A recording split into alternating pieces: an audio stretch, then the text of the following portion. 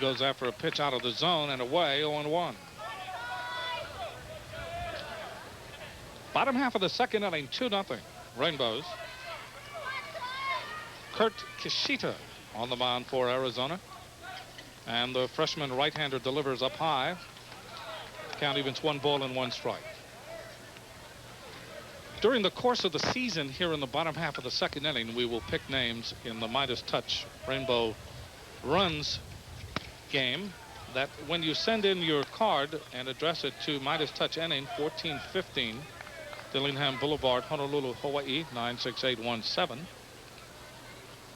Put the runs, hits, or errors you think the Rainbows will score on the night in which your card is picked. Wide of first, the ground ball, Owens flipping to Kishida. Shep is retired. There's the address, Midas Touch Inning, 1415 Dillingham Boulevard, Honolulu, Hawaii 96817. If you hit the trifecta, if you get it exact, and we choose your name, you're on your way to Australia. Australia. All right, let me get this straight. On a postcard, name, address, phone number, right? Mm-hmm. And then you're going to guess how many runs, hits, and errors, and send it in. And Right. if your postcard is picked Right. for that game, And if you hit all of them, if you hit all of them, yes. you get the big prize. Yeah. Okay? That's it. And if you hit the runs, you get Oh, you get a $100 $100 Okay. gift certificate from Midas. If you're chosen, you get the caps from Passes Sports. And again, we want to send our best to Conrad Passes. You get the shirt from Midas, a $25 gift certificate. All from Midas. That's all this year. So we hope you will send in the cards. You can enter as many times as you want. That's a pitch that Vollmer thought was inside. Randy Vollmer with 2 base hits in last night's game, and of course tying the UH record with 10 assists, and he already has 1 today. Here's the 1-2 pitch from Kurt Kishita. Vollmer swings, kind of tries to golf at it. And is he claiming that it was a foul ball? Finally succumbs, and it will go as a strikeout for Kishida. The batter will be Robbie Williams.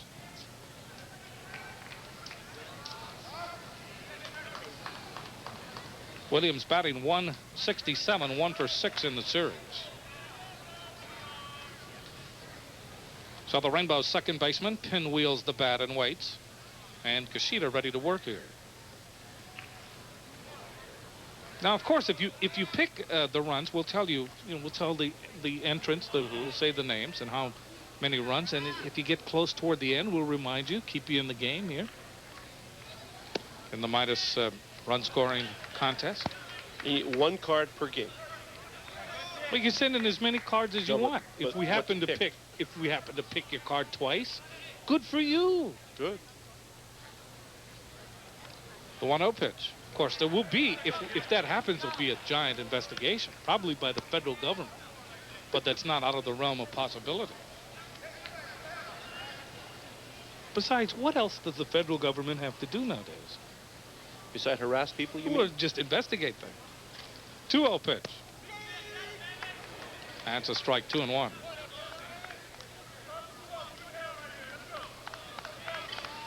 .340 down the lines here, 380 in the alleys, 400 in straightaway center field, and as we mentioned last night, it has already been breached. This has been a field that has been too far for many teams. They come in with really boastful long ball hitters, and they leave rather sheepishly.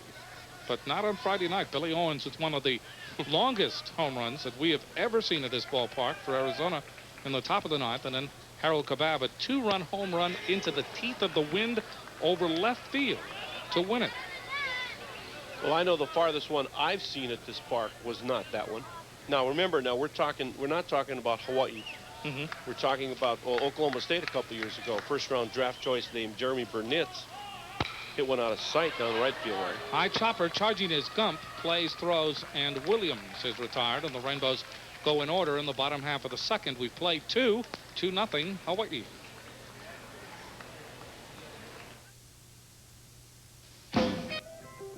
And no no strikes to him here in the third inning.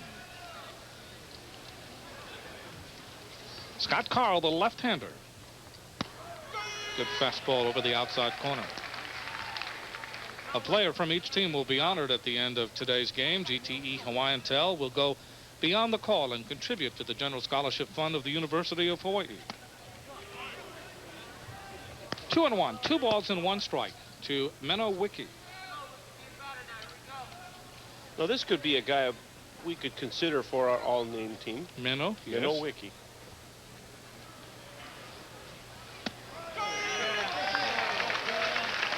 He has a sister named Woman.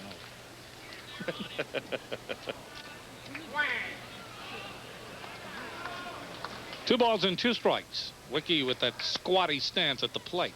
2-2 pitch. That's in on him. And he's claiming that he's hit. And Bill Leonard says, no. This is, I don't know whether he was or not. Let's see. Well, when you coach your players to get on base, okay, this is what could result. I mean, he's begging a little bit, but heck, if that'll get him on base, good for your team. 3-2 pitch, line to right field and into the corner. Harrison over to cut it off. He can't do it. It will go into the deep corner. Wiki around second. He will stop there as Harrison able to chase it down, get it into Williams. Williams had trouble in the cutoff. And Wiki became very conservative on the base paths. He could have had a triple easily. Well, he could have had the triple, except he didn't really know that Rob Williams was going to bobble the relay throw.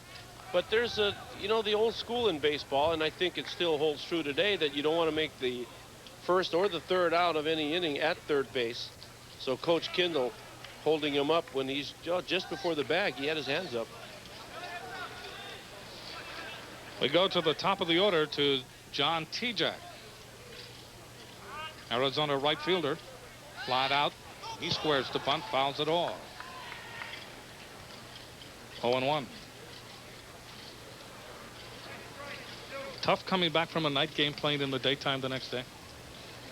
Now the reason why I ask is that one of the reasons that the Chicago Cubs have never been able to win consistently is that before they didn't have lights at Wrigley. Now they do, and that was one of the excuses. Before, you mean? Yes, coming back from a night game on the road and opening in Chicago in the daytime the next day. I guess if you did it regularly, it may have some effect, but we're talking 4 hours earlier than the normal starting time, so I don't think it has much of an effect. I mean, if you had to play and come back at 9 the next morning, it would. And during the tournament, on occasion, they've had scheduling in the Easter tournament that had a team do that. And it's awfully tough on them at that point, I think. We were here this morning early, about 11 o'clock, before the players came in. You know the first player strolling down to the batting house? Billy Blanchett.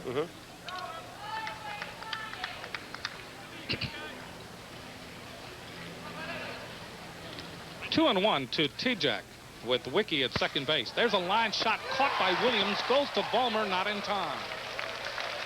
As Wiki gets back in to second base. That line drive hit right at Williams. Well, nice play by Rob Williams at second base, but very good job by the runner at second base, Menno Wiki. When that ball was hit, he froze, and when he saw that it was going to be caught by Williams, started back to the base to avoid the double play. So 1 out, a runner in scoring position here in the third inning, and the batter is Jason Bates. Now, for all the young people out there, when you're on base, you have to anticipate what's going to happen. If you're on second base, it's a ground ball to the left side. You kind of have to wait for the ball to go through before you score. If it's to the right side, you can go over immediately. If it's a line drive, you have to hold your position.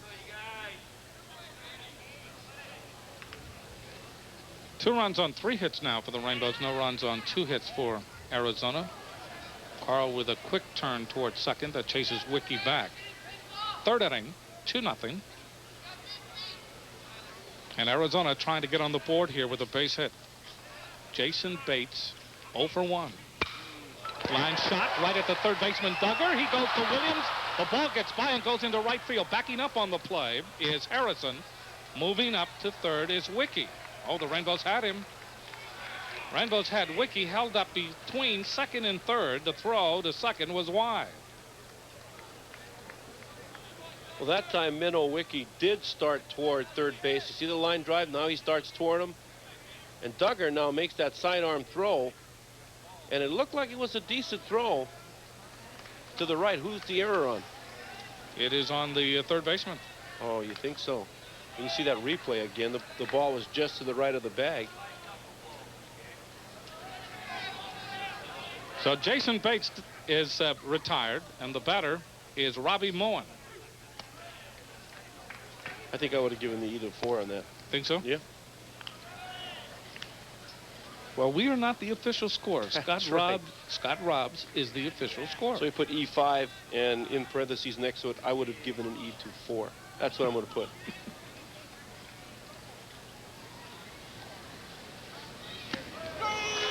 Good pitch over the inside corner to Moen, who flew out to Ken Harrison in the first inning.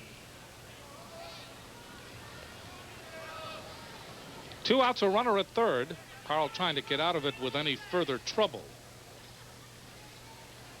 Rainbow outfield straight away. It's away inside. Good save by Sheff. Wiki scampers back to third.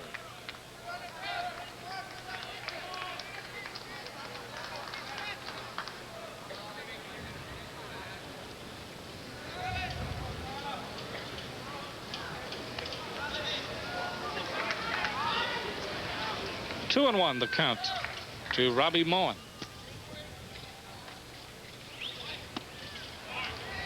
Karl tried to finesse that off-speed pitch over that time. 3-1. So it's got Karl behind on Moen. Remember, Moen is batting in the third spot in the lineup, so he no doubt has that quick, powerful bat. And Karl has not wanted to groove anything to him. There's a chopper up the third baseline that Wiki looks at, and Jerry Kindle goes back to his Chicago Cub days and fields. Well, this batter, Moen, he had 404 last year, so he's no fluke hitting at the 500 level early in the season. And 99 base hits. Another full count. 2 outs, a runner at third. Karl ready to work in the big payoff right here. Ball 4. Second walk allowed by Scott Karl, and the batter will be Billy Owens, who struck out the first time and looked badly doing so.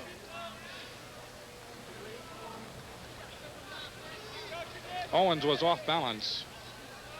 In fact, even on Friday night when he was batting against Blanchette, he was mentioning to the umpires how bad he was looking. He's not used to going after balls away that he thought would be grooved, and all of a sudden they're not there anymore. And off speed. But when Tucker came in and Owens came to the plate, he hit that ball the farthest that, well, I've seen it in a game in a long time. Swung on and missed. Owens wants to hit that ball to the windward side. I mean, he's not content with Big Blue. Yeah, he hit it out over Kaibaki to Makapu's side. Holy smokes, what a swing, huh? He wants to land someplace in Waimanalo. Hey, what was that? They'd probably call it foul. The 0-1 pitch. Fastball, ground ball of Bulmer. He will go the short way to Williams. And the inning is over. Arizona does not score. We move to the bottom of the third, 2-0 Hawaii.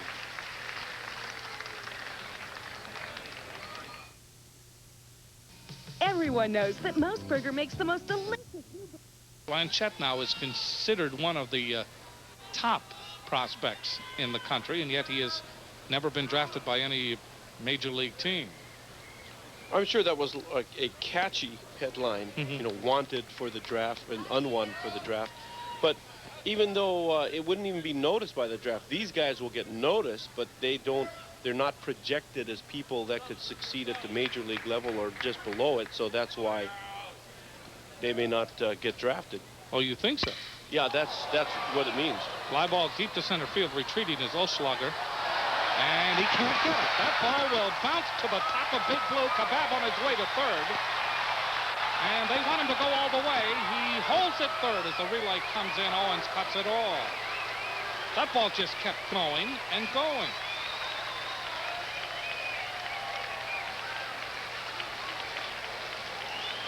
When the ball first erupted off the bat of Kebab, it looked like it would be catchable. Oselager retreated on the ball. Now watch, he goes back, and all of a sudden he notices, hey, this is really well hit. And he ends up on the rubberized track. Kebab, in the meantime, motors all the way to third. I just think he more or less timed the ball rather than get back to where he thought he could get it and then turn to make the catch. But again, this is what Kebab will do for you. Now he's a leadoff hitter, and he's on third base. Here's Billy Blanchette with Kebab at third. Pitch to Billy, base hit right field, RBI. Rainbows lead 3-0.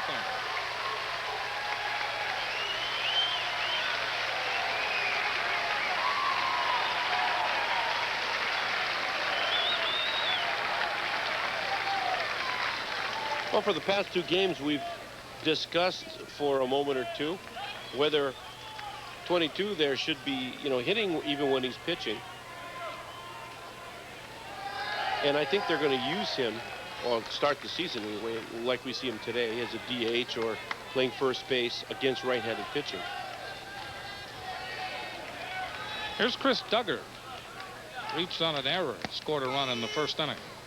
Both Kebab and Blanchette now 2 for 2 in the game. We are in the bottom half of the third inning.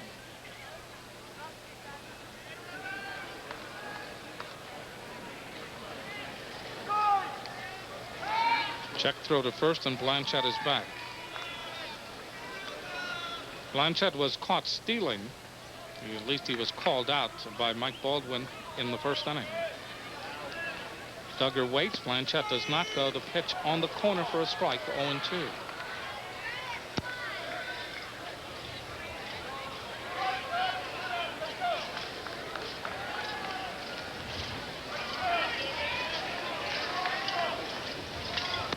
That's outside. Look, let me try to clarify something. Let's go back to the Bud fact. And those players that you were mentioning, they're not projected to do well on the major league level, or not projected to be major league players? Well, is that what that list means? That's what the draft is all about. Or to put it this way, people can do well at the college level because they're good college players. So whether they're projected to go to perform higher than that and be successful, that's what the projection is. I mean, that's what scouting is all about, and drafting. Billy goes. Pitch is nubbed up the first baseline, rolling foul. And so Blanchette will have to come back.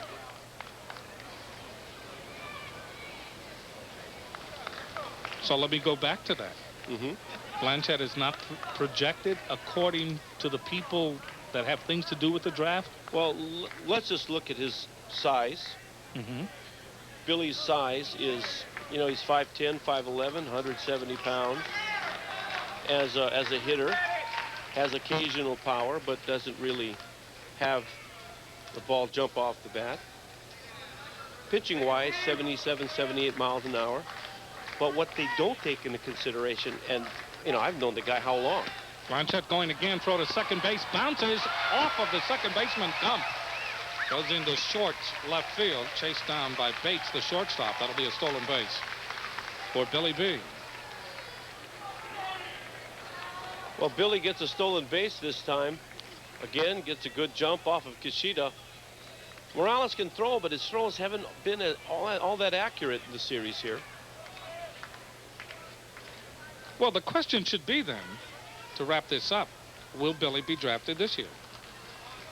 Well, I think so. I don't think he'll be a high choice, but what you have to take into consideration, and I have the opportunity to do this because I see these guys all the time, is whether they're winners or not.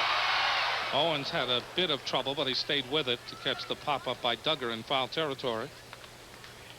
I mean, can Billy Blanchette, as a pitcher, win at the A, AA, AAA level, throwing the way he does?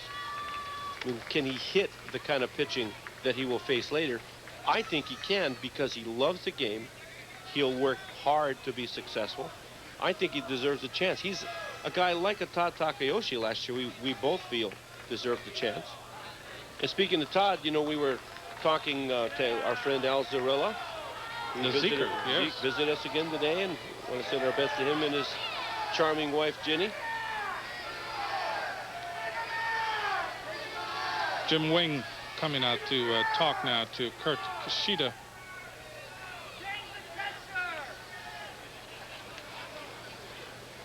You know, I've believed that a player like Takayoshi, who led this team in so many categories. Here was a catcher who led the team in stolen bases and base hits. And yet he was not drafted. And when you look at the draft list published by Baseball America, when you look at the draft list at thousands of people drafted, literally, you say, gee, Takayoshi should have been able to fit in there somewhere. We'll have a relief pitcher coming in. We'll be back.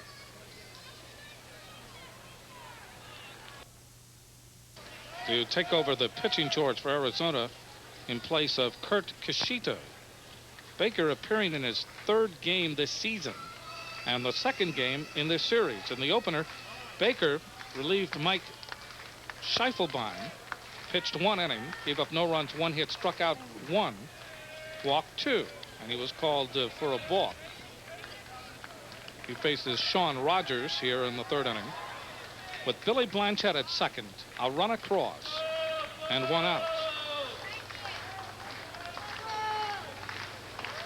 So Baker, the left-hander, really hits Rogers.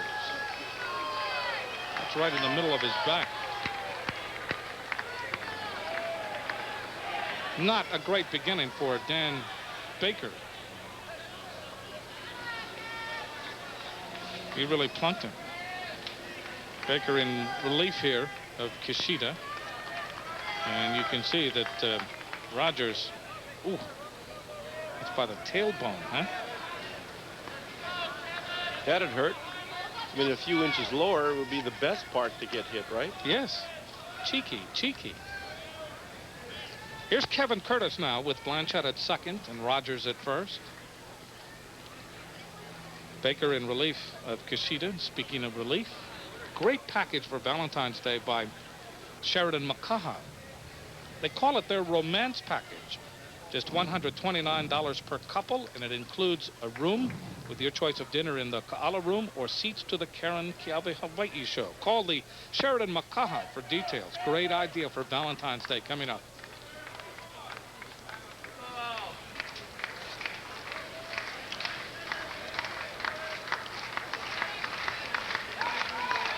Throw to second, diving back in is Blanchett. Arizona having a play there.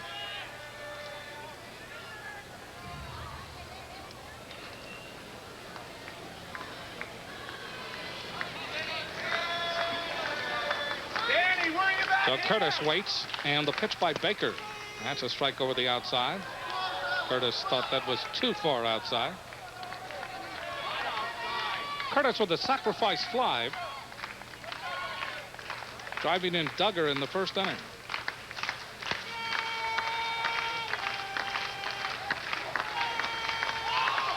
And a balk is called. You see that balk? You can see it right there. I'm sorry, I just got carried away and said, there it is. This is the same guy that they balked the other night. Watch his left leg. You right see that? There, yes. That was the balk.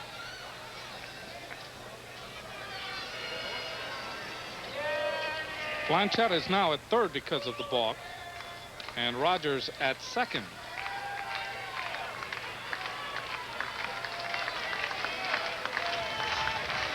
Pitch by Baker to Curtis, lays off the ball, takes it for a strike. Oh, Curtis really had a notion to go after that and decided to take it, and it's now 0-2.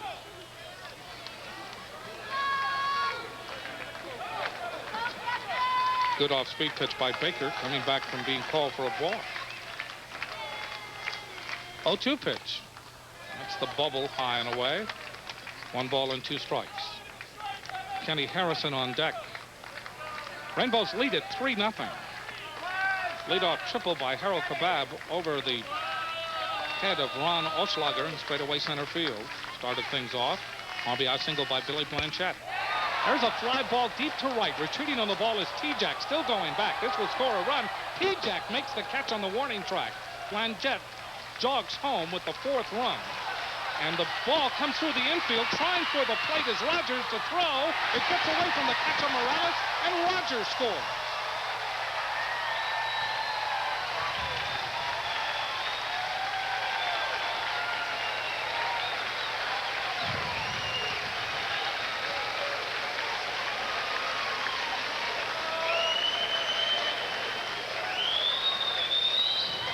Here you see the throw by T-Jack from the warning track in right field. It comes in, and Gump lets it go by, and it just rolls to Owens. Owens throws home, and Rogers is out, but Morales can't hold it. And I don't know why Gump let the ball go. It wasn't on line, particularly to anything or anyone. Lets it go. Good throw by Owens. I mean, he's dead out at home plate, but Morales just drops the ball. Rainbows now lead 5-0. Ball is thrown into center field. So Arizona unraveling a bit here in the bottom half of the third inning. Rainbows 5 runs on 5 hits. And an error will be charged on the catcher Morales. Pitch to Harrison. Pops it up in foul territory. And it will land untouched. 3 Arizona players tied for it, including Danny Baker, the pitcher, the third baseman Echeverria, and Morales, the catcher. Baker should never have been anywhere near that ball. Well, he does show a little hustle in being there. However, when you look at Echeverria, he takes like the circle route to it. I think had he come straight to it, he would have the best opportunity to catch the ball. But Baker is primarily a pitcher. That's how he can get hurt. Harrison with new life. Pitch to him. 2 balls and 2 strikes. 2 outs. Rainbows have scored 3 runs on 2 hits, aided by an Arizona error. Here's the 2-2 to Harrison. Little poker to third on 1 hop. Echeverria to Owens, and that'll do it. So the drought continues for Kenny Harrison, but not for the Rainbows. They get 3 more runs in the bottom of the third. They now lead Arizona 5-0. Jerry Kindle very upset with the way his team is playing in this game. They trail 5-0. Willie Morales, who is charged with an error in that last inning, leads it off here in the 4. Morales was called out on strikes his first time, facing Scott Karl, who is allowed no runs on 2 hits.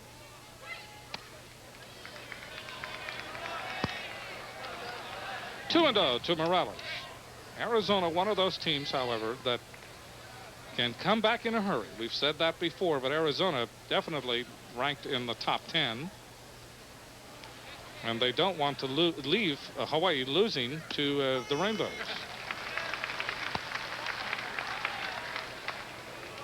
One thing in favor of Arizona, even though they're behind 5-0, we are only in the 4th inning.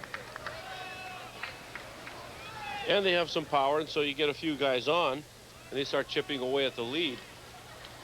Hawaii's playing with a little more confidence today. Of course, Scott Karl so far is doing a good job. But hitting-wise, they're up there swinging the bat. 3-1 now as Karl is behind Morales. One thing I've noticed about Arizona, though, pal, they are not really a base-stealing team. 3-1 pitch. Ground ball, Ballmer again. The throw to first, right there.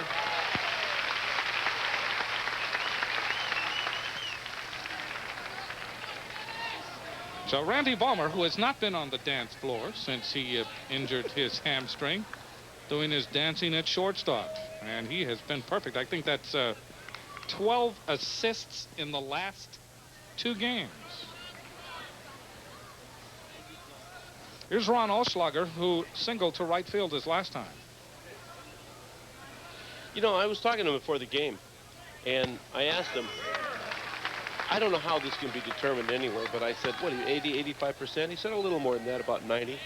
I mean, how do you determine Yeah, that? how do you determine whether you're I'm not at 90%? 73.75. I say, come on, you've got to be better than that, the way you're playing shortstop. Well, in running to first base, though, the variance I had from 2 years ago to now has been anywhere from 3/10 to 5/10, which again translates to anywhere from 5 to 9 feet difference.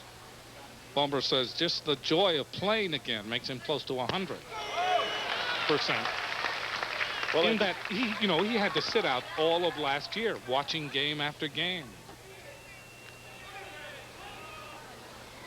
Well, I do know that I haven't seen a shortstop in a while that would have made the play he made last night, going to his right and on the run, flipping it to first base, because he's got a big league arm.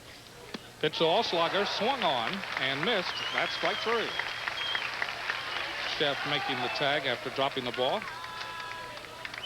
That's the 4th strikeout for Scott Karl. 2 down in the 4th inning. And the batter will be Chris Gump, who walked his first time, the Arizona second baseman. Wind is picked up again, this time blowing out toward right field. Tell me the last time you saw a team come in and use the same 8 position players. I've not seen that. It's been a long time. I can't remember when a team lined up the same every game. Well, the old school guys, you know, guys like Coach Kindle, Gene Stevenson, they'll use the same guys every game because that's the way they were when, or they were taught, or they were like when they were playing. No, I think that we go one step further with those, that Les Murakami will use the same lineup, but he will juggle the batting order. Maybe we're talking more about batting order. It's the same exact batting order game after game for Kindle.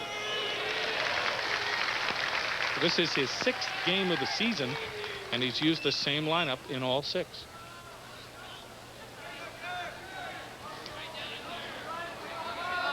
The 1-2 pitch. It was tap foul. Protecting the plate was Gump.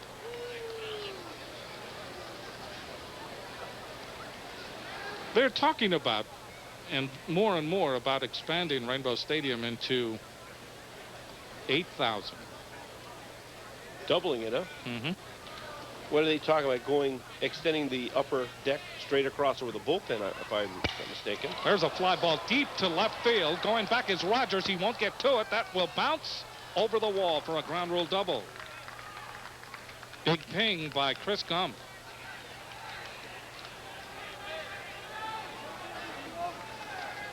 Well, for Hawaii, it's fortunate there were no men on base here. He really hits this ball well. Rogers doesn't even come close to it. It bounces over the wall. But again, one of the keys for Scott Karl is to get the first out of every inning and not allow Arizona to build a big inning. Here's Phil Echevarria, the third baseman. Gump on at second. They were thinking of the top deck, extending it all the way down. And perhaps even removing the batting house, putting it someplace else, incorporating it into some other part of the ballpark. But then putting the bullpens in the field, down the lines, the way they are at some major league parks. Well, they'd have to change the structure of the fences, obviously. But That pitch up high. 1 ball, 1 strike to Phil Echevarria here in the 4th inning. Rainbows 5 runs, 5 hits, and 1 error. For Arizona, no runs, 3 hits, and 2 errors, trying to get on the board here. Echevarria trying to pick up Gump at second base. Pitch by Karl. That's tinked to the backstop. So Scott Karl out ahead of Echevarria, 1 and 2. Top half of the 4th inning.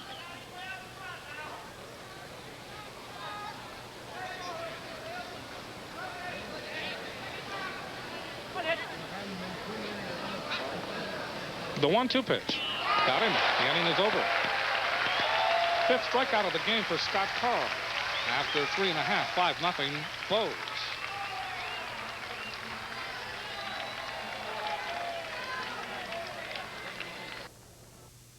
On KHNL, Hawaii returns against the Utah Utes.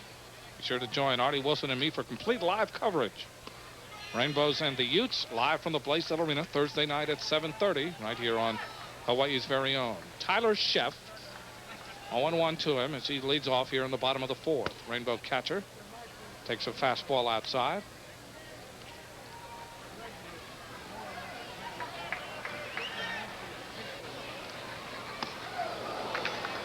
Swung on and missed.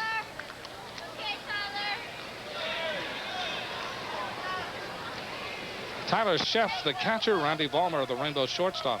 And Robbie Williams, Rainbow second baseman. 1 ball and 2 strikes. The count.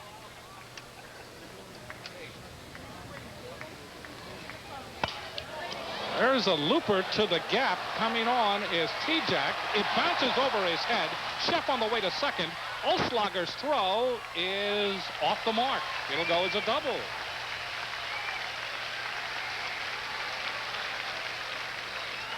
Now T-Jack he's got to be really muttering to himself on this, because he didn't want to take the chance of diving for it, so he played it safe, and that cost him. Ball bounces right over his head. That's inexperience in playing right field. Just before the ball hits the turf, I always say, hey, that's going to be a bad hop, and you could see it coming all the way, but he couldn't. So a double for Tyler Sheff. That is the 6th hit by the Rainbows in this game. They lead 5-0. That is the first hit off of reliever Danny Baker. And Vollmer almost gets slammed by Baker on that pitch. So Vollmer saying, hey, I can't be taking this. You know, I'm recovering. I'm 100% here. Whoa, yes. Thank goodness he's a pretty good dancer.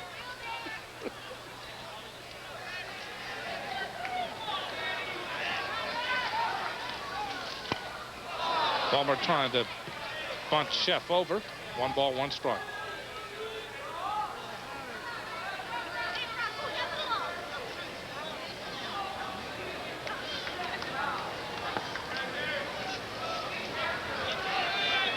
So the Floridian steps back in from Coral Springs, Florida. The 1-1 pitch. Off speed, hit to the third baseman, Echeverria. He will throw to Owens. Holding at second base is Sheff. Well, what you try to do in that situation when there is a man on second base, no outs, you're going to try to hit the ball toward the second base side of the infield to allow the runner Sheff to come over with just 1 out. Now that's called manufacturing runs. I'm a little surprised at that attempt by Vollmer, or that at bat by Vollmer, I should say. Here's Robbie Williams.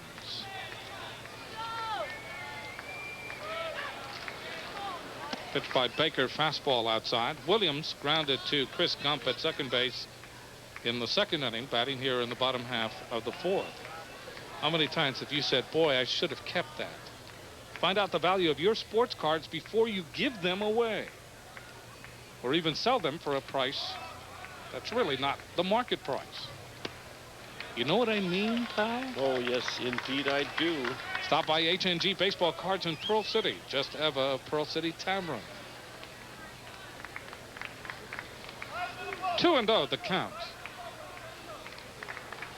Williams with a slightly closed stance. Sheff at second, but he's not really a threat to go anywhere. Pitch is up high.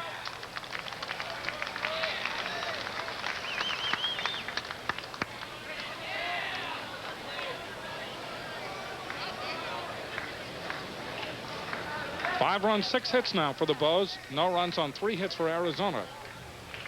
And Williams trying to pick up Sheff at second base. Pitch by Baker. That's right there for a strike. 3-1.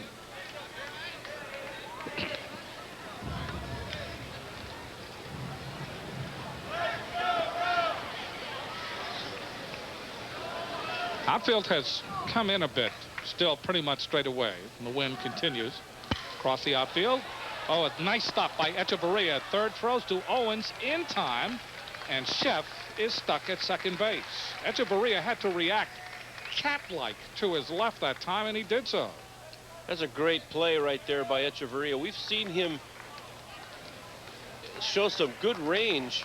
This time he comes up cleanly and he's got a good throwing arm and makes the accurate throw to retire Williams. We go to the top of the order now to Harold Kabab. Kabab is having just an outstanding season so far. He has a double, a triple, a home run.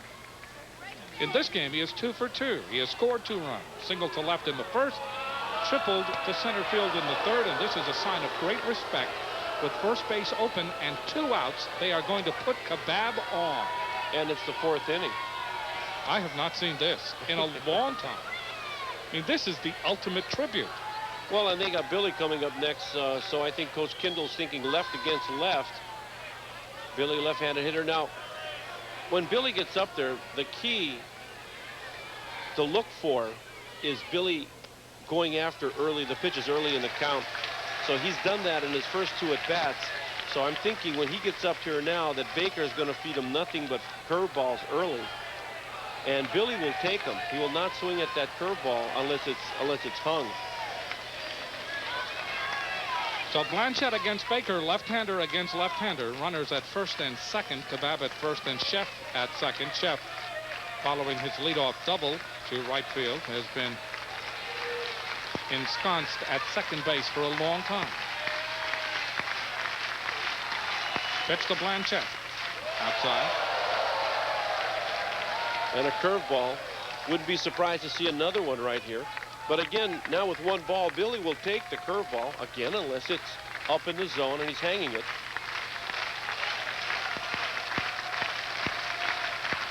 Crowd getting into it with the rhythmic clapping. The 1-0 pitch. That was a fastball. 2-0 now to Billy Blanchette. And I think this is a critical at bat personally for Billy because he wants to hit against lefties as well. So a good performance against a left-hander may raise his stock a little bit.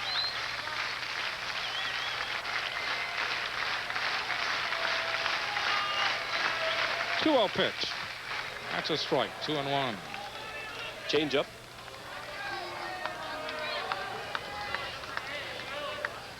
Now, you're Baker. You've thrown him a curveball.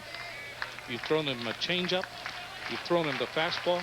What do you throw him now? See, I know Billy for the kind of hitter he is, so I'll throw him a breaking ball right here. The 2-1 pitch to Blanchette. Takes it low. Baker thought he had the strike zone. And it's 3-1.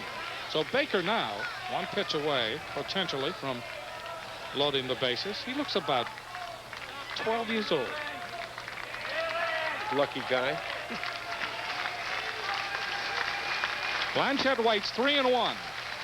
Baker must come to him. He does so and gets it over on the outside corner for a strike, and the count is full 3-2. Now 3-1.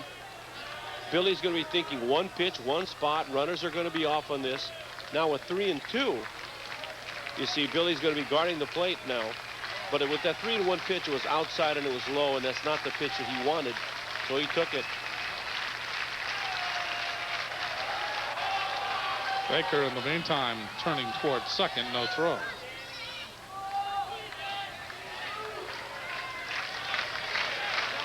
We're in the bottom of the 4th.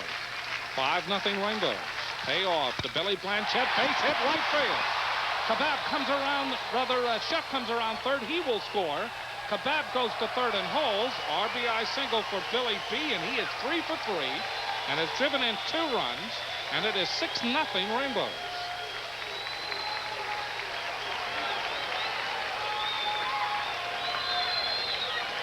So Sheff finally gets away from second base. Clutch hit here by Billy Blanchette. As he hits it to right, Sheff comes around third and will score easily. Kabab goes all the way to third, and Billy B is 3 for 3.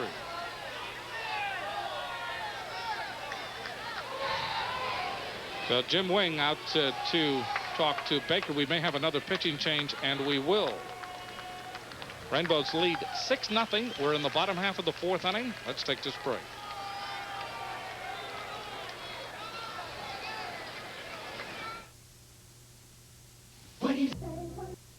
Carlos Rico has come in to relieve for Arizona, making his 2nd appearance of the season. He's a senior out of Tucson, Arizona. Right-hander will face Chris Duggar. Rico led Arizona in appearances last year. In fact, it was the most appearances by a Arizona pitcher in a season since Joe Estes took the mound 28 times in 1986. Rico went to the mound 26 times in 91. So the right-hander ready to throw now to Duggar with runners at the corners. Takes a strike over the outside corner.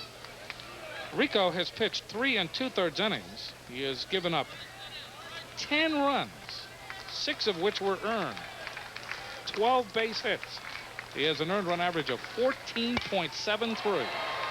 Duggar pops it up to center field. Oschlager makes the catch for out number 3, and the Rainbows get more.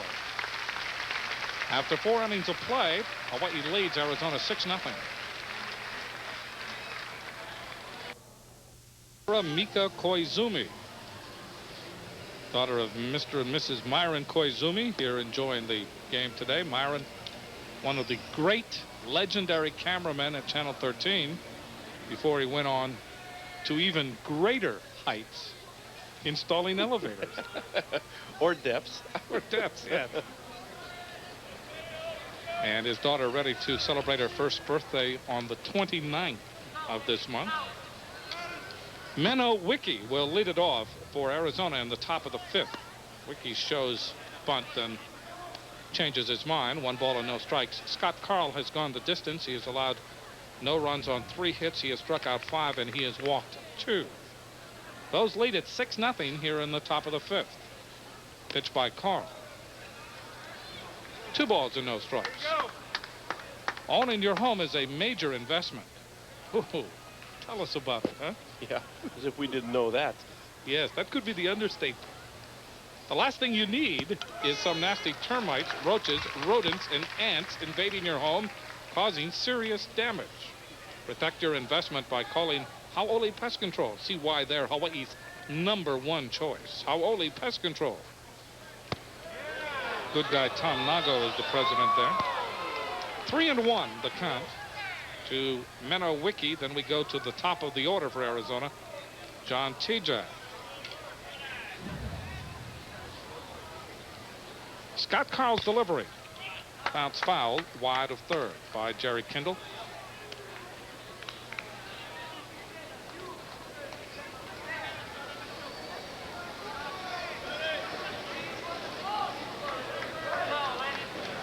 Wiki doubled to right field his last time. Tough hitter. Here's the payoff. That's high, ball 4.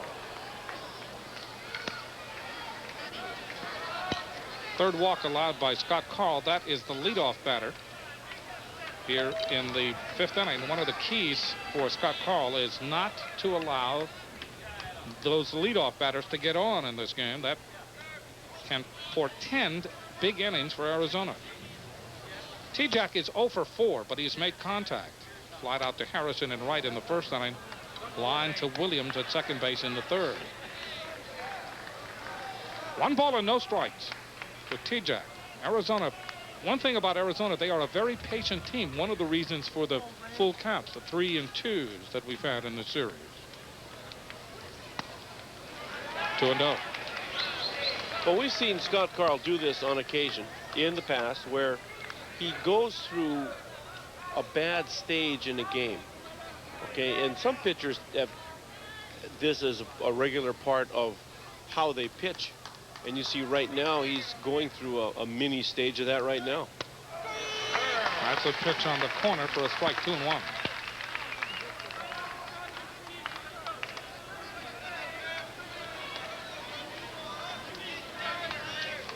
Rainbows have used all left-handers in this series as starting pitchers. Blanchett, Largusa, and now today Karl. But Arizona, not really, as we mentioned before, a team that likes to steal, but they are a team that likes to run and hit. And when you're down 6-0, they may take anything they can get, especially if Karl runs into control problems. There's a bunt. That is foul. Blanchett has a chase. Well, clocking them as I need to for their running speed to first base. And this is not often a real good indicator of base running speed, because you have to take into account the swing, how big it is, and how they get out of the box. But they do not have anybody that is extremely fast. As far as major league average is concerned, they're average or a little bit below average, but nobody real fast like, say, we have an Eric Evans on the Hawaii team.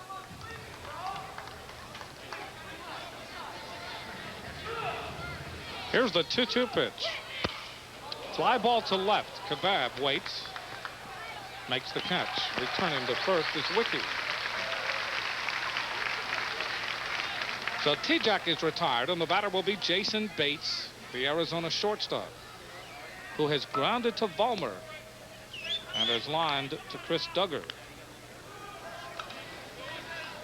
So he is 0 for 2.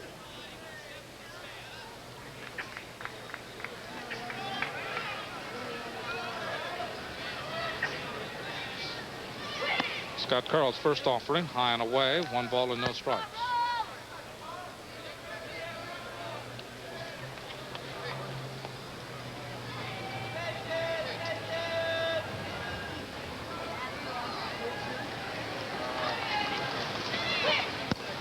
That's a strike over the outside corner.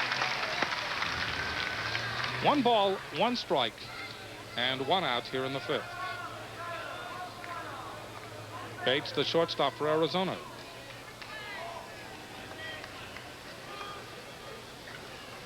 Now, the Pac-10 South, of course, with Arizona, Arizona State, USC, UCLA, California, and Stanford, recognized as one of the top baseball conferences in the country.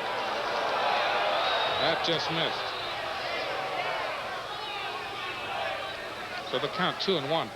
The Rainbows next year are looking at plans in the Western Athletic Conference to split it into 2 different divisions. And one of those divisions would be the Western Athletic Conference West. If they can get 6 teams to go into the West, it would save money because the Eastern teams would not have to travel, and neither would Hawaii go up and play in the mountains. But it would also give them a berth in the NCAA tournament. Count is again full. You mean the winner of the West, as well as the winner of the East, would have automatic berths, both of them? It depends. It depends on the strength of conference and things like that. But the West certainly would be the stronger of the conferences with San Diego State, Hawaii, and Fresno State. Called strike 3. What a pitch by Karl. Well, that's a changeup we spoke of earlier in the game for his 6th strikeout partner. I mean, he goes fastball, curveball, loads the count, and you can see the fingers up, and that is right down the middle. And Bates knew it.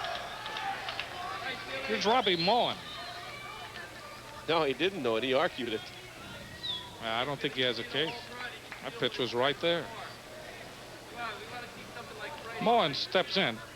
To finish the thought, the Rainbows would have in the Pac, or rather in the Western Athletic Conference West, would have Hawaii, San Diego State, Fresno State, Cal State Northridge, Sacramento State, and they have put out feelers to bring in UNLV. That would be the 6th. Good conference, because we have not seen Northridge over here in many years. Cal State Northridge, a Division II program. Moving up. Is it? This year, right? Mm-hmm. They've had a good team. They've been playing good baseball there for years. 1 ball and 1 strike to Robbie Moen. Karl with a long look. That ball launched to center field, but there is Harold Kabab. Makes the catch.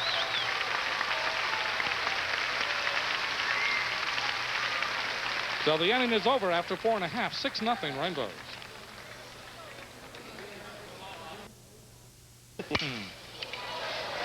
Rogers, base hit to right field for Sean Rogers. Misspoke in the last inning on a fly ball. I said that Kabab was playing left. It was not. It was Rogers. So I apologize to Sean for that. Rogers gets a base hit here in the 5th to wake me up. Here's Kevin Curtis, the designated hitter. 2 sacrifice fly RBIs. Rogers, by the way, is 2 for 2. He has scored a run. He's been hit by a pitch. And Sean at first base. Bottom half of the 5th inning, 6-0 in favor of the Rainbows. Carlos Rico. Pitch to the plate. That misses low and away. 1 ball and no strikes.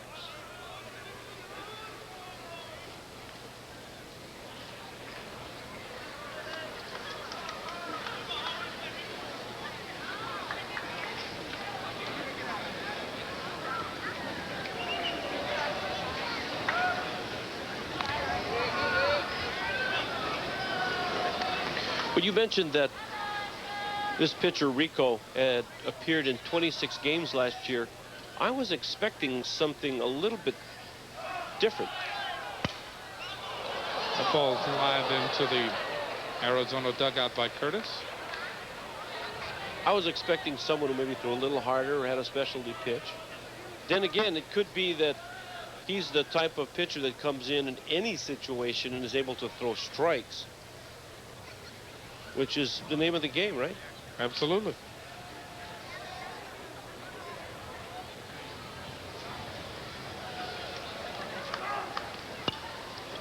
Had a bad outing against New Mexico. They roughed him up in the second game of their 3-game series last week. Arizona went on to win that game.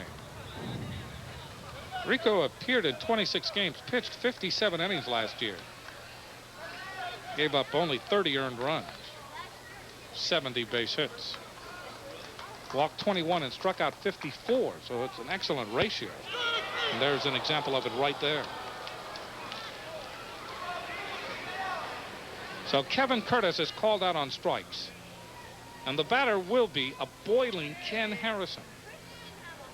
Because Harrison has not been able to get a hit in this series, which means that he is 0 for 92. And knowing Harrison,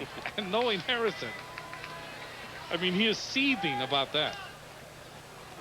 He wants that base hit in the worst way. Well, he made that good contact the first at bat as he flew out to the right fielder, Tejek. Just got a little under that. Pitch is in the dirt. 1 ball and no strikes to Ken Harrison. Kenny is saying that he's swinging the bat better than ever, but he just hasn't been able to really ping it. Pings it there. Base hit right field. Good for Kenny. Slapped his hands together.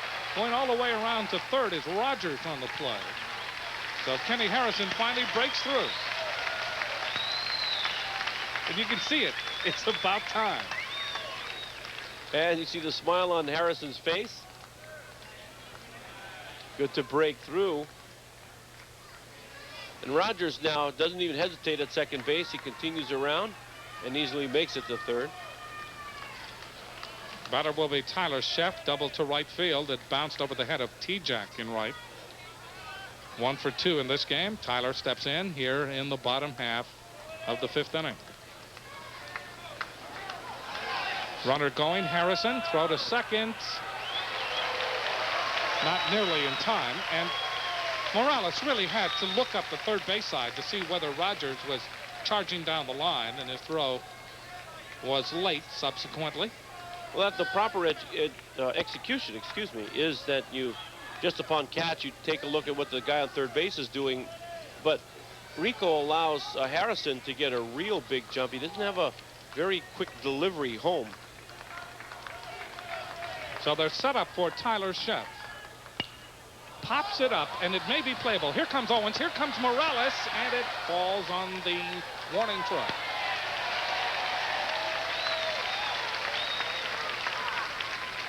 Now, Sheff has always had an uppercut. When you notice that swing, that pitch was right down the middle. You figure it'd be real difficult not to make contact, put the ball in fair play, which is what he needs to do here, especially a fly ball or ground ball up the middle to score the run, maybe 2. But the problem with swinging up like that is you sometimes don't get to plane the ball, meaning drive through the ball, and you catch the top or lower half, and he's been catching the bottom part of the ball.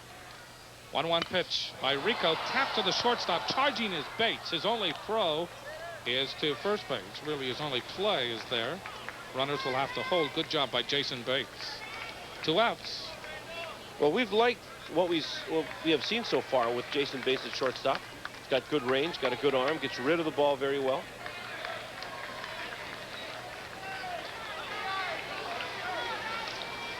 Here's Randy Vollmer with Rogers at third and Harrison at second base. Pitch outside and low. 1 ball and no strikes. Rico is the kind of pitcher that hardly seems as if he's throwing the ball hard. And all of a sudden it shows up in a hurry. Inside. 2-0.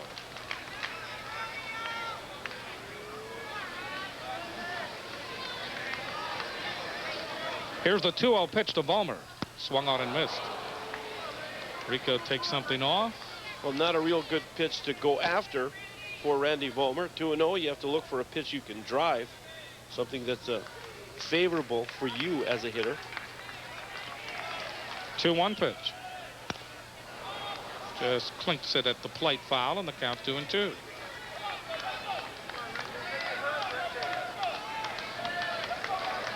Rico pitches as if he takes a nap between innings. The 2-2 pitch. That's low, and another full count. Bottom of the 5th, 6-0 Rainbows.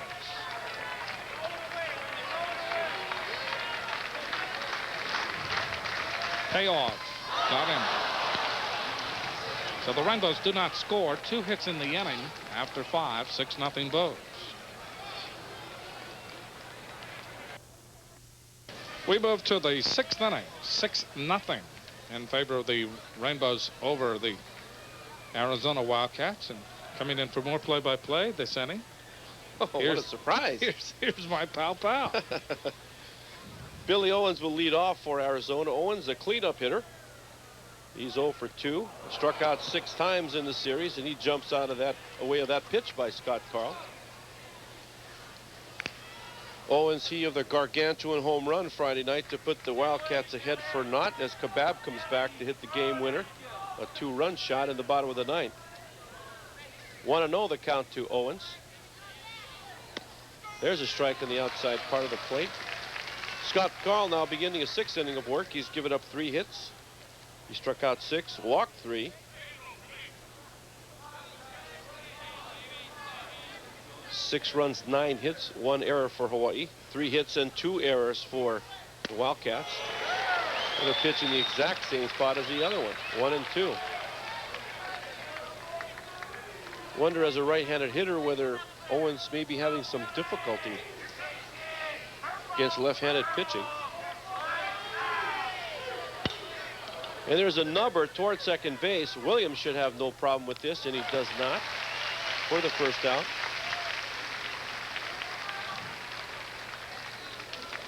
Owens really wants to drive the ball every time he swings the bat, instead of just perhaps making contact. Perhaps he's just trying to be a power hitter. Well, we were talking about that last night a little bit, that when you try to hit the home run or try to hit the ball real hard and far, you tend not to, because you may do something a little extra right before that retards the bat as you come through the zone.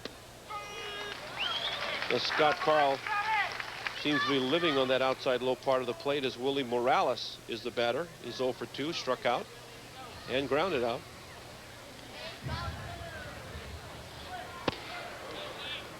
Morales, a sophomore catcher. For his arm alone, he's a prospect. He does have some power. He's batting in the 5th spot for Arizona. We've seen him hit with some authority, generally to right field side. Now Scott moves it around, throws an inside low fastball. We have not seen that changeup we spoke of earlier all that much, I mean, and that maybe he doesn't throw it because he doesn't need it right now. Count is 1 ball and 2 strikes.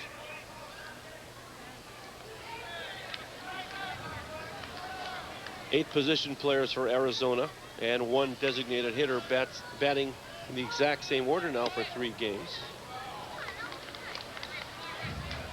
See Chef moving in and out too with the glove, moving that location around, not letting Arizona batsmen sit on it. Moves back inside this time. Curveball gets him. 7th strikeout for Scott Karl, the 2nd time that Morales has gone down looking. So with 2 outs, the batter is Ron Olschlager, the center fielder. He's 1 for 2. He's hit a single and has struck out.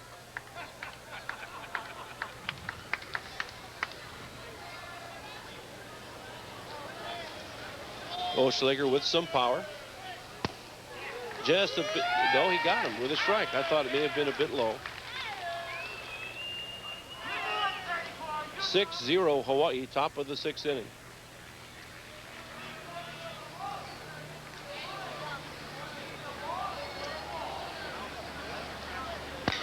A high topper up the middle. In comes Volmer. Can't come up with the handle for the play. Will that be a base hit or an error? Oh, base hit. And that's what they give him. This is Randy Volmer, and he thinks right here he has a play. Has a play. He's got to play the hop, and the ball just out of his glove. It's coming across. You really don't know how that ball is going to kangaroo behind the mound. I mean, it could do anything. The batter is Chris Gump, the second baseman.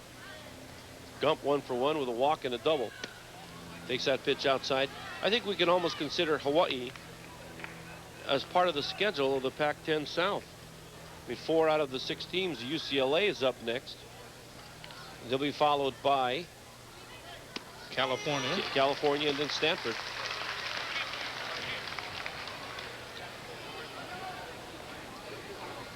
So again, Les Murakami continuing in his tradition of scheduling good teams early, and he's done it again this year.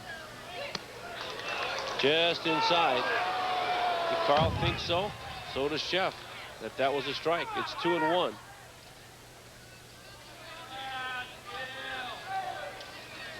Wind really beginning to kick up here at Rainbow Stadium. Left to right, flags flying briskly. Base hit in the right field. Oschlager falls down as he leaves first base. Second time he's done that, just about the same spot. So now Scott Karl's given up 5 hits, and with 2 outs, Arizona has runners at first and second. Now, the base runner at first base, Oschlager, as you see, that ball almost hit him, but first base umpire Keith Howe said no, went with the safe sign. Back-to-back base hits. And in steps Phil Echeverria, the third baseman. He's 0 for 2 with 2 strikeouts, looking to avoid the hat trick delivered by Scott Karl. Just a bit low, 1-0.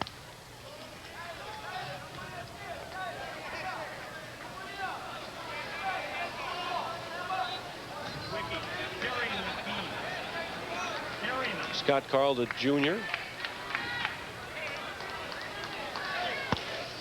He's 2-0 against Echeverria. Last year we were talking about Scott Karl really being the dark horse of the pitching staff, a guy that, you know, may have been counted on and may have not, but had a decent fall, and he showed it with a 10-4 record.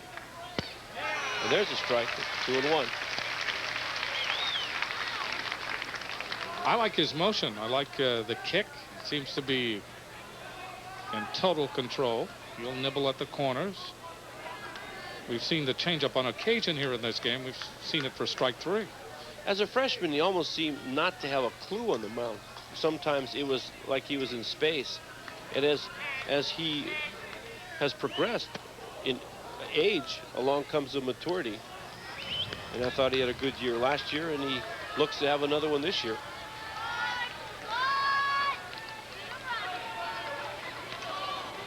Of course, prospect-wise, here's a guy that has got some potential in that area, too. Good breaking ball, you know, throws in the low to mid 80s. Again, another fastball in the outside low corner. Full count now. Runners will be going upon the pitch.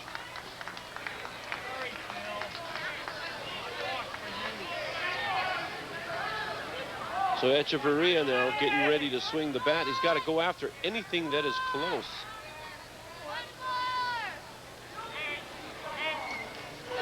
Changeup hit into right field. Harrison comes in into his left a little, makes the catch to retire the side. So Arizona gets 2 base hits but doesn't score any runs.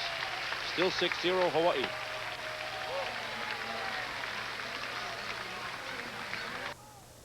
The bottom of the 6th inning, 6-0 Hawaii. First batter for the Bows will be Rob Williams, and he promptly lines the first pitch into center field for a base hit. He gets by Oschlager. Williams, however, stays at first base.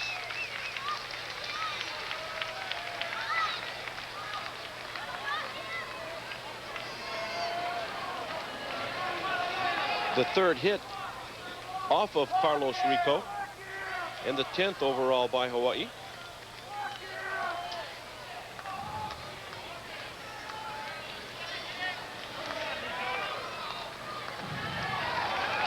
The first base hit of the season for Williams as he goes to second base and is thrown out by Morales.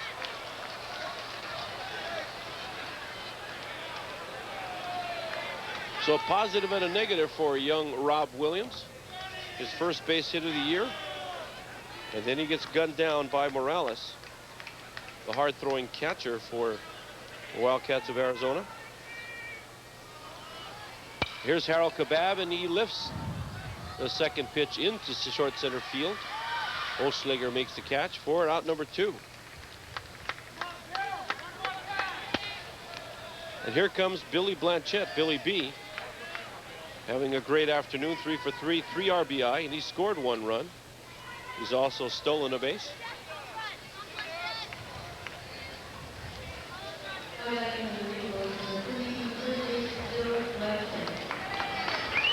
Blanchette, a senior.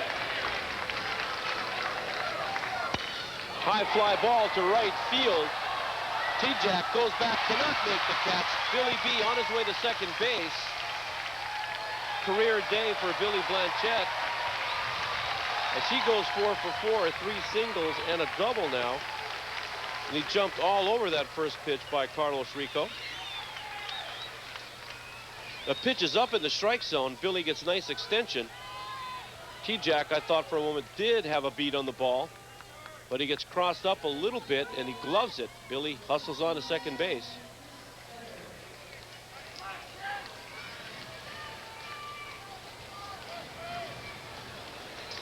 And here's Chris Duggar. Duggar batting in the third hole for Hawaii this afternoon. Also looking for his first hit of the afternoon.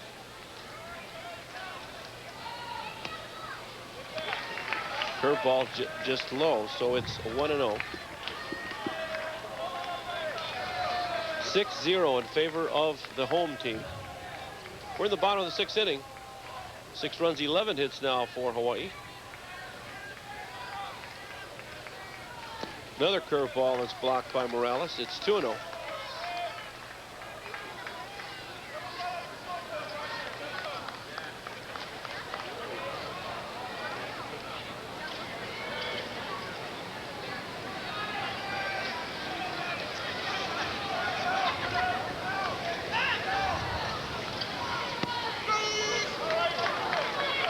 Fastball in for a strike.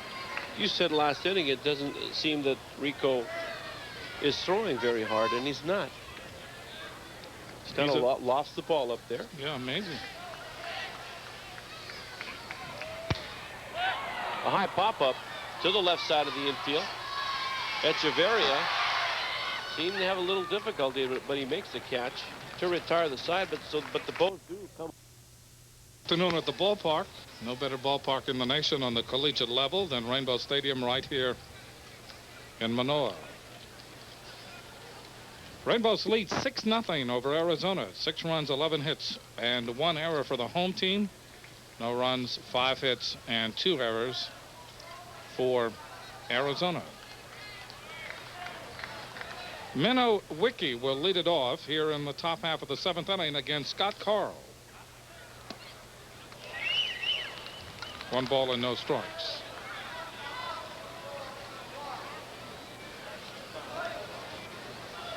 Wiki walked his last time up. 1 ball and 1 strike to count. You know, I have to keep the times of the running speed to first base upon contact, you know, for all the visiting teams. The only guy I haven't gotten from Arizona is Billy Owens. What? He has not hit many ground balls. I think he's only hit 1. Well, a home run truck doesn't count. Yeah, it doesn't count, but it was in the 3rd inning this afternoon, and he was forced. 2-1 pitch. Ground ball up the middle over is Williams. Backhands, but that's all that he can do. That'll be a base hit for Wiki. Robbie Williams did all he could just to get to the ball, and he has found out yet another time the very hard lesson of this AstroTurf, that it does not give way. Well, he gets in good position upon contact. Showed good range right there. Makes the outstanding catch, but cannot make a play on it. 6th hit for Arizona. We go to the top of the order to John Tejak. 0 for 3 against Scott Karl. Outside and high, 1 ball and no strikes. Thinking of having a party and want to order a variety of ethnic foods? Well, look no further. Marion's Catering specializes in Japanese, Hawaiian, other international island favorites. Ask anyone who's tried Marion's, and they'll tell you Marion's is second to none. Find out why Marion's Catering is Hawaii's favorites.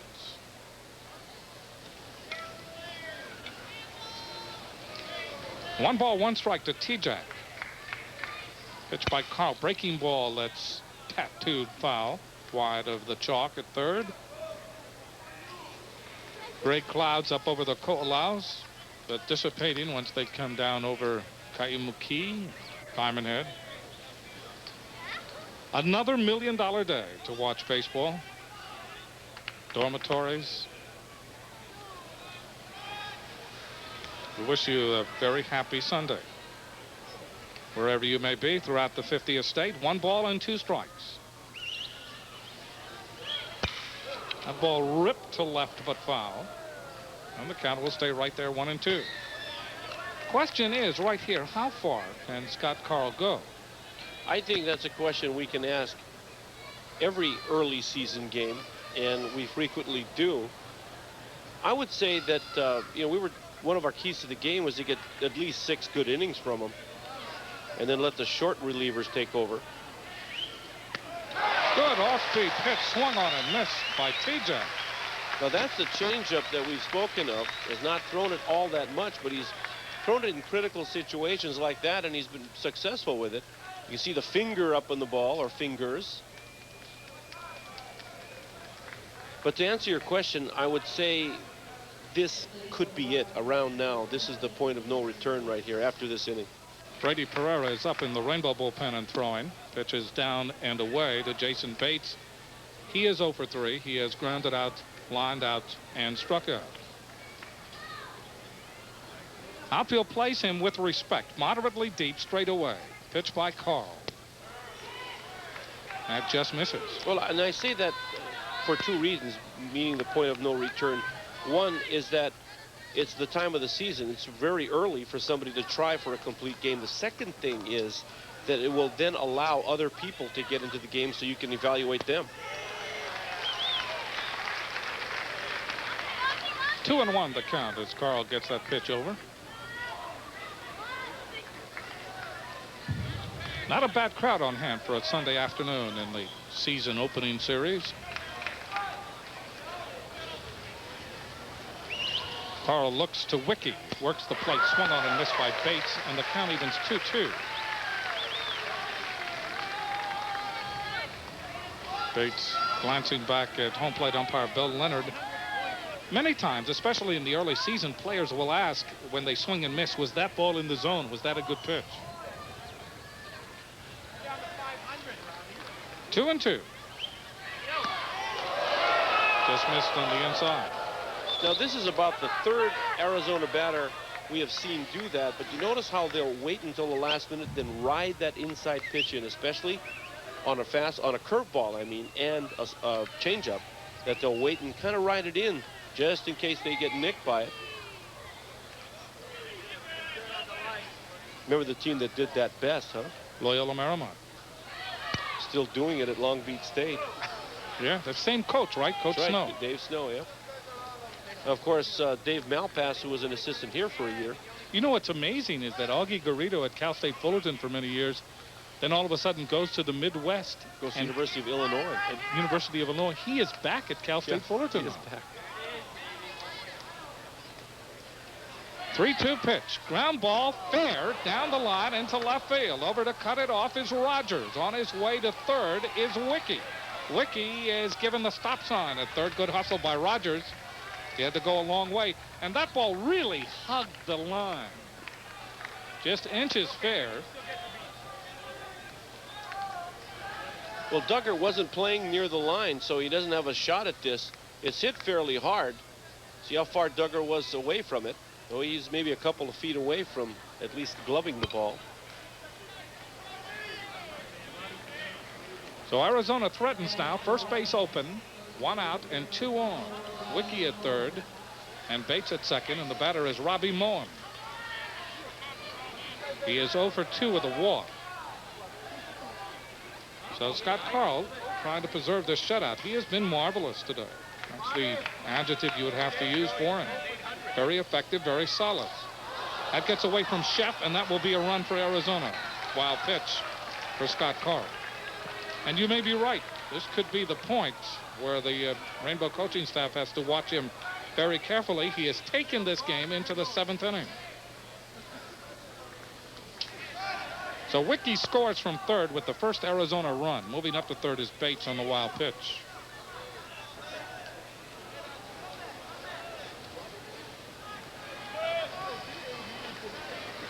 One run on 7 hits now for Arizona. 6-1 Rainbows. 7th inning. Breaking ball doesn't.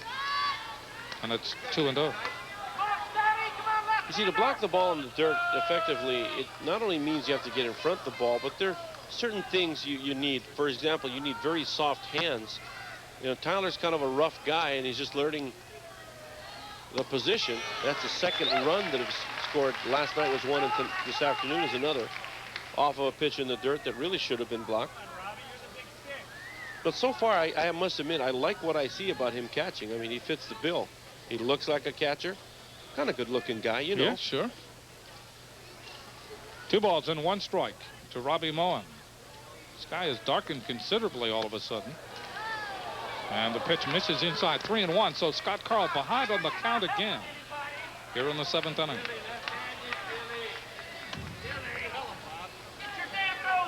But he has pitched a real dandy on this Sunday afternoon. A real dandy.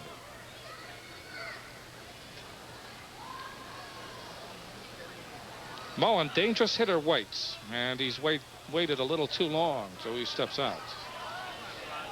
1 run, 7 hits, 2 errors for Arizona. 6 runs, 11 hits, and 1 error for the Rainbows. Arizona getting their first run of the game just moments ago here in the top of the 7th. 3-1 pitch, base hit left field. That's run number 2. 3rd hit of the inning. So Moen getting an RBI. Moen now with 9 runs batted in on the season.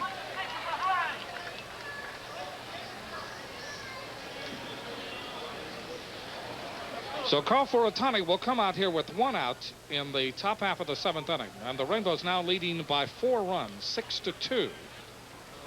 And he will discuss things with Scott Karl. Bullpen is busy.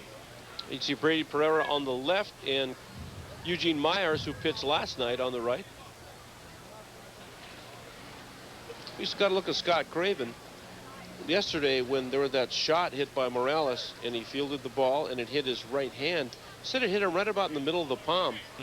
And the ball went up and he said it split his fingers. No, it didn't rip the fingers or the flesh or anything, but the ball went through. Wow. So he said it was very numb and he couldn't throw real well. Talking to him today before the game, he said that everything has come back, nothing broken. So Scott Karl is staying in the game here in the 7th inning. Rainbows lead it 6-2. And Billy Owens will be the batter with Robbie Moen on at first base. There you see Scott Craven. Has it gotten dark to you? Real dark. Yeah. Real dark. I'm not losing my eyesight here. No, and it's happened in the last 10 to 15 minutes. Right. Now, whether they had intentions of moving Karl or not now, I think it's good to leave him in the game, especially for this batter. Because it really wouldn't matter, because since he's a switch hitter. But you saw what he did left-handed. I'm sure they don't want to give him another opportunity to hit against either Pereira or Myers from the left side. Missing the corner again. 2 balls and no strikes.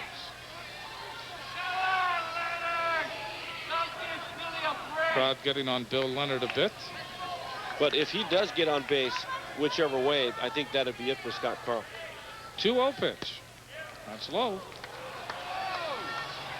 3-0 to Owens. Now Arizona with the kind of club. Remember, they're ranked in the top 10. They have the kind of club that can take away a big lead in a hurry. So Owens waits in the 3-0 pitch to him. That's a strike. 3-1. Taking all the way. I think what I would ask is whether or not Arizona has the relief pitching to stop Hawaii's hitting should they get close here. Good question.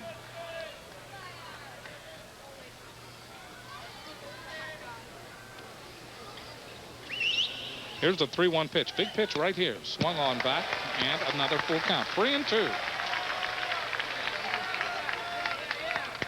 Rainbow's in at double play depth. They want to get out of this 7th inning.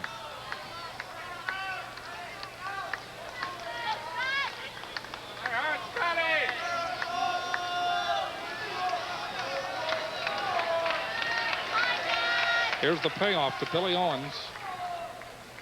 Well, not quite yet, as Moen bothers Scott Karl enough to take that back foot off the pitching rubber. Here's the payoff. Ground ball to the third baseman. Backing up on it is Duggar. He goes across to Blanchette for the second out. Moving up to second on the play is Moen. And I appreciate Billy Owens hitting a ground ball so I can get a clock on him. First time in 3 games. Well, tell us.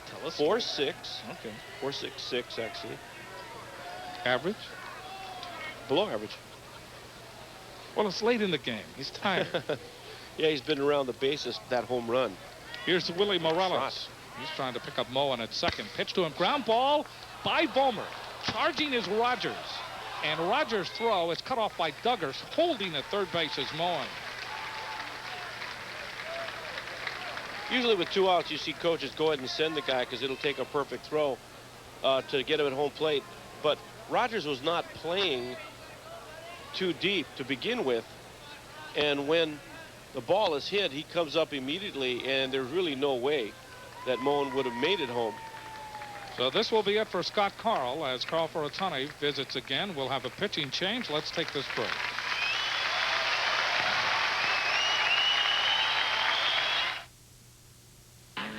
So I'm doing my sound check. Brady Pereira has come on to pitch in place of Scott Karl here in the 7th inning with the Rainbows leading 6-2. 2 outs and 2 on. Pereira out of Lahaina, Maui. 7-2 last year with an earned run average of 4.23. Brady really owned Sunday afternoon in 1991.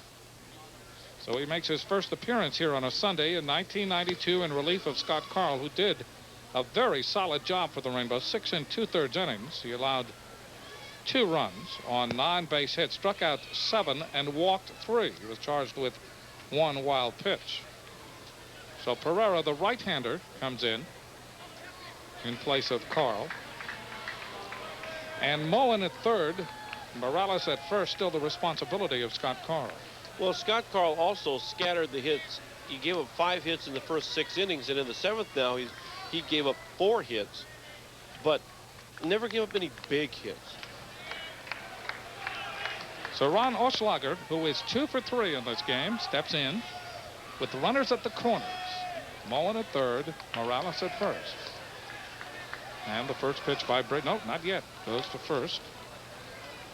Just an introductory throw to the runner Morales at first base. Arizona on, I believe it was last night, tried the delayed double steal.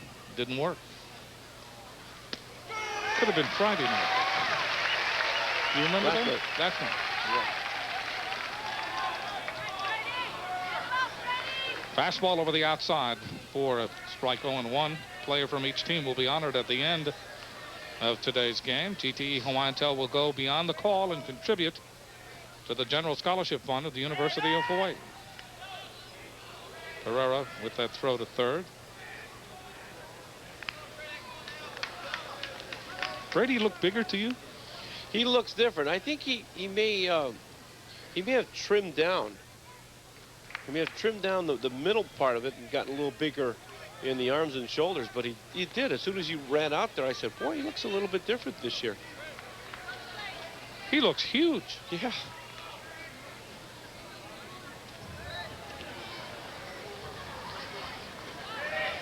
You have him listed as 6'3", 207. I don't think so. They go to third, not in time. So Brady threw to third, threw to first, then faked to first, threw to third, and diving back was Moen. Well, we talked about this Friday night, and also in the alumni game, Steve Morris got picked off on that one play. He was coming off of third base a little too aggressively, but we're going to see this a lot this year. Good call by Mike Baldwin. Pitch by Pereira is up high. 1 ball and 1 strike. We're in the 7th inning. The 1992 debut of Brady Pereira. Pereira was, you talk about magnificent in the West 1 Regional when Hawaii eliminated Southern California on USC's home field in the Regional. Ground ball up the middle. That will be a base hit. Coming in to score is Moen. Moving up to second is Morales. Oslaga with an RBI single. He is now 3 for 4 in this game. Arizona has cut the Rainbow lead in half, and the tying run is at the plate. Well, seeing eye hit right here. He gets just on top of the ball and has enough eyes in it to sneak up the middle. Getting a little interesting now, huh? Oh, it is. Here's Chris Gump. 11 hits for the Rainbows, 10 hits now for Arizona. On the corner for a strike.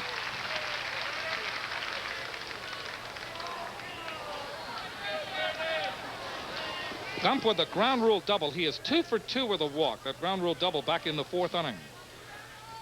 Pereira has got to say this and no more. 2 outs in the 7th. 1 ball and 1 strike.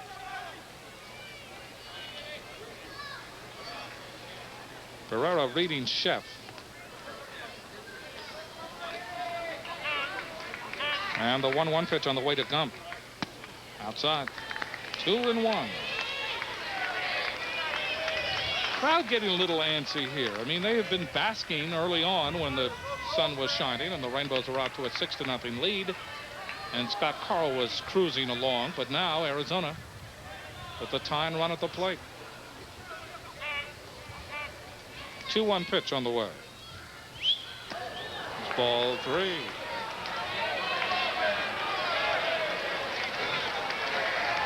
So you can hear the collective Brady's coming out of the crowd.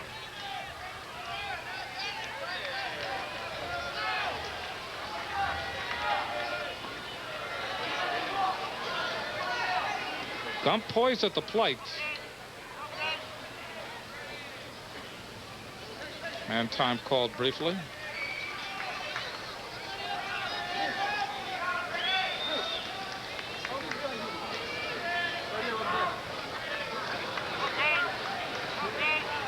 The 3-1 pitch. Ground ball to Vollmer. Bobbles. Underhands to Williams in time. And that will do it.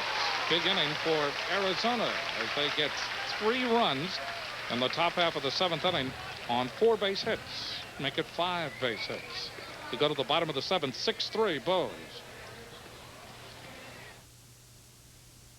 Cutter Dodge Chrysler Plymouth gives you the lowdown on new car prices. You can buy now with a lowdown and dirt cheap prices. Everything's priced for immediate sale, including new Dodge Shadows from $79.88, 92 Dodge Dakotas from $79.88, 92 Plymouth Voyagers from $13,988, 92 Dodge Stealths from $17,988.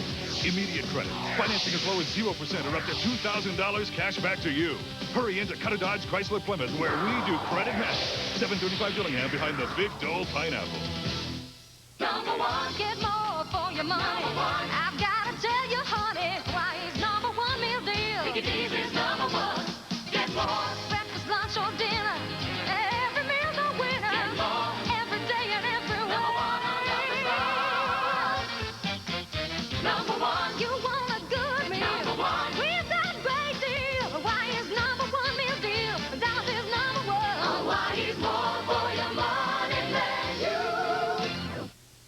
There's a life out there I want so much, a bright tomorrow I can almost touch, but I need a hand to guide me, a friend to stand beside me. We need someone's help to be what we can be, someone to make it happen for me. Michael J. Fox, from zero to hero. I'm going to have you for lunch. The secret of my success. Wednesday at 8:05 on KHNL 13. Billy Grajeda has come on to pitch for Arizona here in the bottom of the 7th inning with the Rainbows leading 6-3. Grajeda making his second appearance in this series. He faced 5 batters in the opening game, pitched 1 1/3 innings, gave up 2 runs on 2 hits, and of course gave up the game-winning home run to Brady Pereira in that game. He also struck out 1, was tagged as the losing pitcher in the opener on Friday. So Billy Grajeda comes back. Gave up that home run to Kabab. Sean Rogers leads it off, and the pitch to Rogers is popped up. Morales may have a play. Waiting, and makes the catch. That ball started to come back on him, and it is raining. Well, it got dark, and we're wondering, and all of a sudden, it rains. Well, that's because we've both cleaned our bikes recently. Now, Morales, see how he tracks the ball, and then he throws his mask opposite of where he's going, but he overruns it just a little bit, which is a tendency, especially at this field here. Now he has to look up into the sprinkles. Here's Kevin Curtis. Rainbows lead 6-3, bottom of the 7th inning. Curtis has driven in 2 runs with sacrifice flies, and he was called out on strikes. Pitch by Grajeda is outside. 1 ball and no strikes. It was interesting that when Grajeda gave up the game-winning home run to Harold Kabab, the Rainbows, of course, were celebrating and jumping for joy. But the Arizona players, to a player, went up and consoled Grajeda when he dejectedly walked off the field. Backhanded by Bates. This will be interesting. Do they get him? They do. Curtis trying to chug his way up that first baseline. Bates, with the quick release, knew that he would have to bounce it in there, and a good job at the other end by Owen. Well, Curtis is a big guy, doesn't run especially well. Bates, again, we talk about having the range, and he shows it right here, but watch how he gets rid of the ball, throws a 1-hopper, and a nice stretch at first base by Billy Owens. Good call. Here's Ken Harrison, first base hit of the season. That ball comes in on him, and he has to do a dance to get away from it, but did he? I don't think that anybody saw him get hit. Bill Leonard hasn't signaled yet, but that definitely did hit him. Harrison will go up the first base side.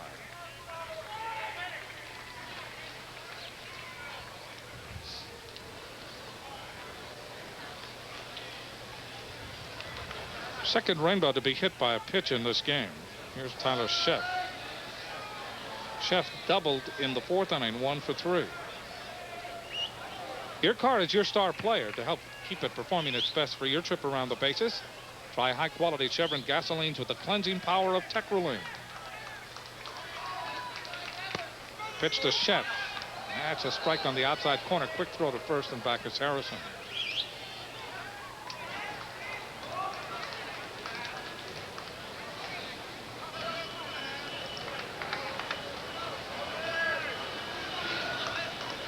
So Sheff waits. And the 0-1 pitch. Breaking ball over for a strike, and it's 0-2.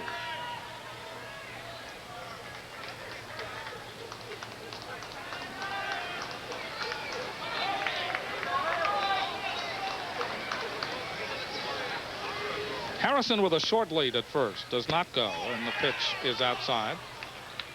1 ball and 2 strikes. But I think there was a lot of class that they all went up to Grajeda afterwards and say, hey, you know, don't worry about it. Those things happen. You'll get them later. And then it is to the betterment, I think, of the team to put Grajeda back in there 2 games later. to give him another chance to restore his confidence. I agree with that. I think it's a good point.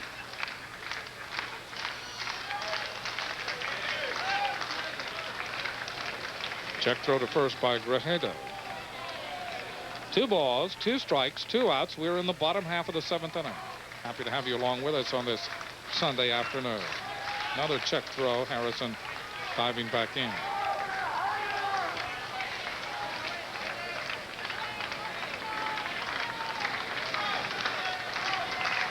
The 2-2 pitch. Swung on. Launched to center field. Going back on it is Oschlager. Looking up into the mist, and he makes the catch to retire the side. Rainbows do not score in the bottom half of the 7th. After 7, it's Hawaii 6, Arizona 3.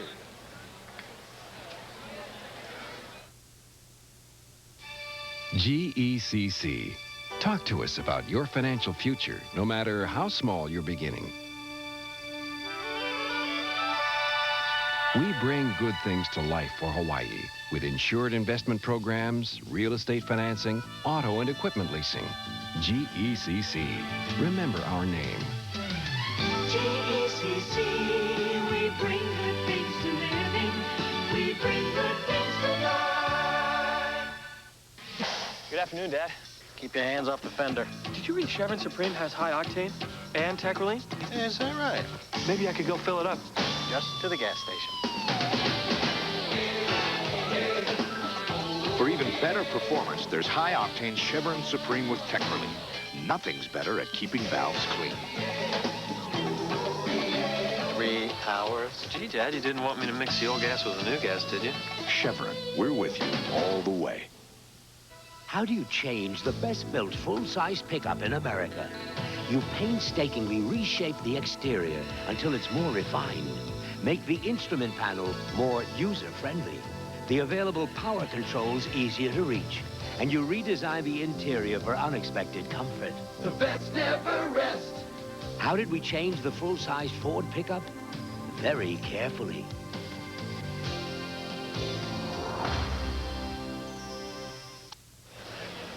Top half of the 8th inning, Harold Kebab is moved from center field to left field.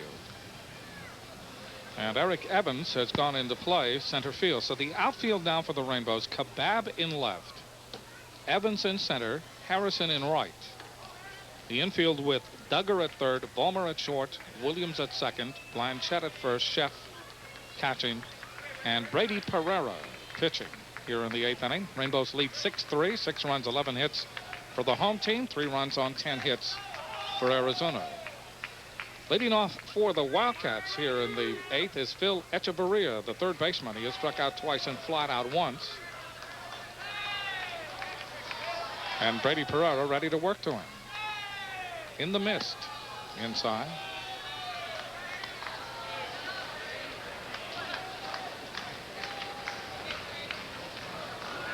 Pereira has been taken out of the starting rotation. That has got to bother Pereira because he was such an integral part of that rotation last year.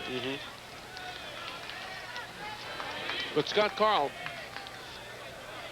had a good year, and yet he was also the one in question.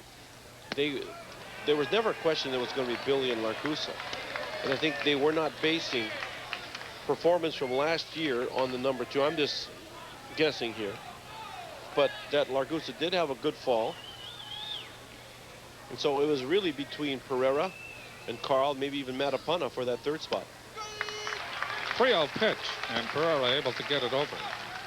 But what he has to do here is he's got to go after this guy, got to have that first out. If he doesn't get the first out, then a potential big inning with just a 3-run lead. Here's a 3-1 pitch to Echeverria. High ball 4. So the leadoff runner aboard here, or the leadoff batter aboard for Arizona. And the batter will be Menno Wiki. Wiki batting in the 9th spot, and he has doubled, walked, singled, and scored a run.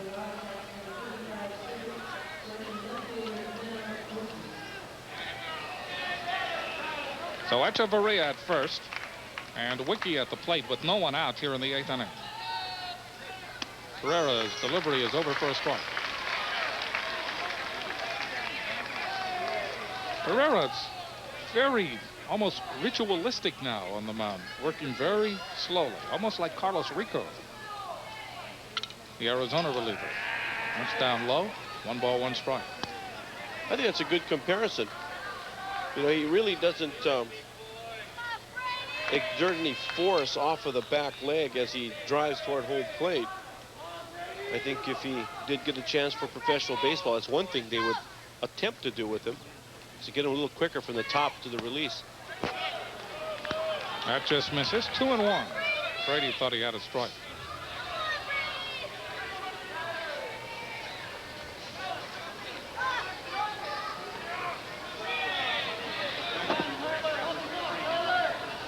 Here's the 2-1 pitch to Wiki.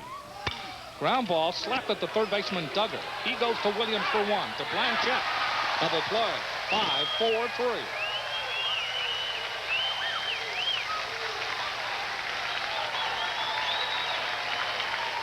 And I think these kinds of double plays, a 5-4-3 and one that starts at first base, are far from routine. But watch how Duggar has the glove open, feels it nicely, makes a good high throw right at the letters to Williams. So it turned out to be routine, but it really isn't, because you have a couple of long throws right there. 2 outs in the 8th. We go to the top of the order again to John Tejak. 0 for 4, and he takes a strike from Pereira. Huge double play right there. I mean, walking the first batter in a relatively close game, then escaping now with a double play. Here's the 0-1 pitch. That's there for strike 2.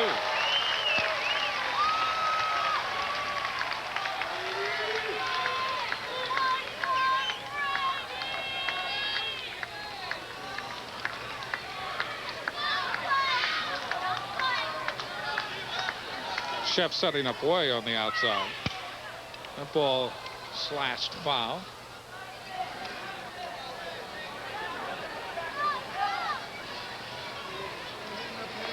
Another big weekend of sports next week.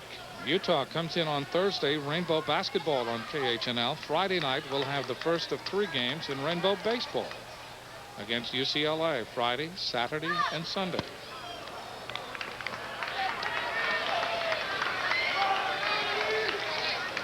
One ball, 2 strikes.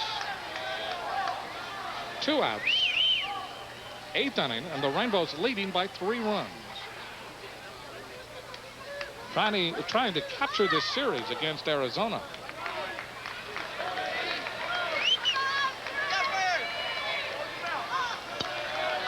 Two and 2.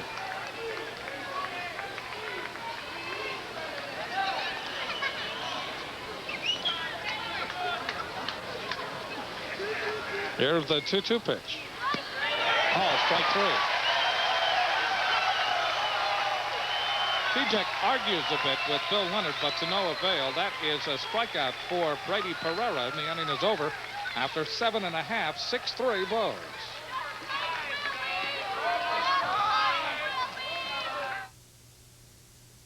It's got all the right stuff and holds just enough. It's the top of the line. It's a Nissan. It's beautiful and it's mine. Well, it goes anywhere, never a care. Ooh, it's one of a kind.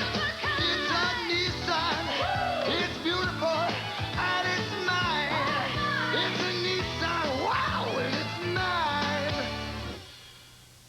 Introducing 3 spicy finger foods from Jack in the Box.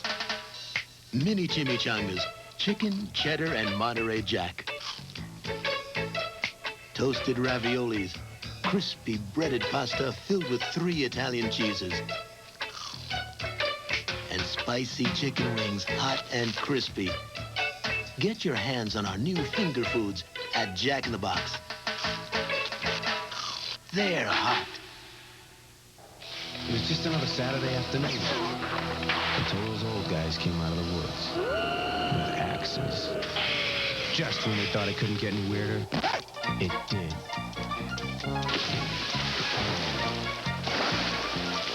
They even brought their own music. Awesome! Hey, fellas, how about a cold bud? A bud? Obviously, we thought alike. Oh, that's cold. Blockbuster scoreboard as we start the bottom half of the 8th inning. Some of the college scores around the country. Blockbuster now on Oahu, Kauai, Maui, and the Big Island. Randy Vollmer leading off for the Rainbows. The count to him, 1 ball and 1 strike. Louisiana State upsetting number 14 Kentucky there. 74-53 in basketball. Rainbows back in town from their road trip. Their winning road trip. Boy, you don't say that very often. In fact, you never have. Really? That's the first time, yes. That's the first time they've gone on the road and have swept the road trip. Earlier, they went on 4-game road trips and they maybe split. This is the best ever. 3-2 to Vollmer.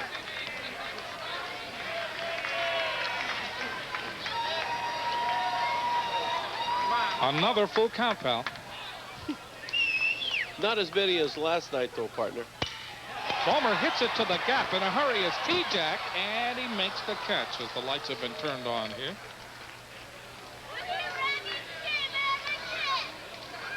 Fine running play by John T-Jack in right field. Here's Robbie Williams, singled to right as last time and was thrown out trying to steal. If your home needs painting, if your windows are rusted, if your lanai doors are stuck, before you do anything, call Hawaii Vinyl Supply. Second generation Kama'aina Company. Pitch to Williams, over for a strike. Save yourself a lot of time and money and ask Bulla at Hawaii Vinyl Supply for a free estimate. No other vinyl company in America has a guy named Bulla running it. I'll bet you. I wouldn't bet that. I think you're right. You know, I've been anxiously awaiting a diet tip here, you know, for 8 innings now. We 7.5 innings, not one. No. And only 4 for the first 2+ games. I'm rather disappointed. Looking forward to those diet tips. The 1-2 pitch. Swung on and missed, and Williams is dispatched in a hurry.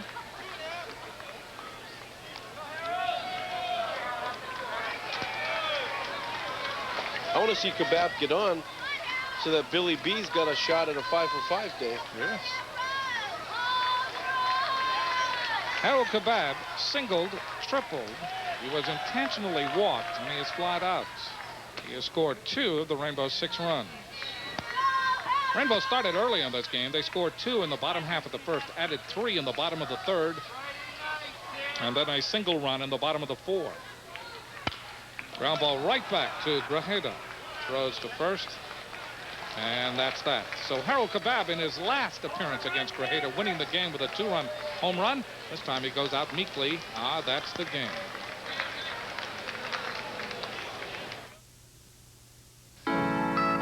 Your dad sure has a nice car. Uh-huh. That's it, Grandpa. Hello? Harry, did you pick up the kids' meal? Yeah, and I wanted the plants too. Where are you now? King and Keamoku. Good. We need some cash for tomorrow. Turn left. It's on your right. Roger. Wherever you are, seems there's a Banco bank machine just around the corner. It's great to be your round-the-corner bank. Bank of Hawaii. Hawaii's bank. Ladies and gentlemen, please prepare for takeoff. This is Captain Peterson. We'll be experiencing a little delay. Shouldn't be long. Captain Peterson again. We're still a little behind schedule. This Captain Peterson. Well, looks like it'll be a little longer than we expected. So just sit back and relax. So you relaxed.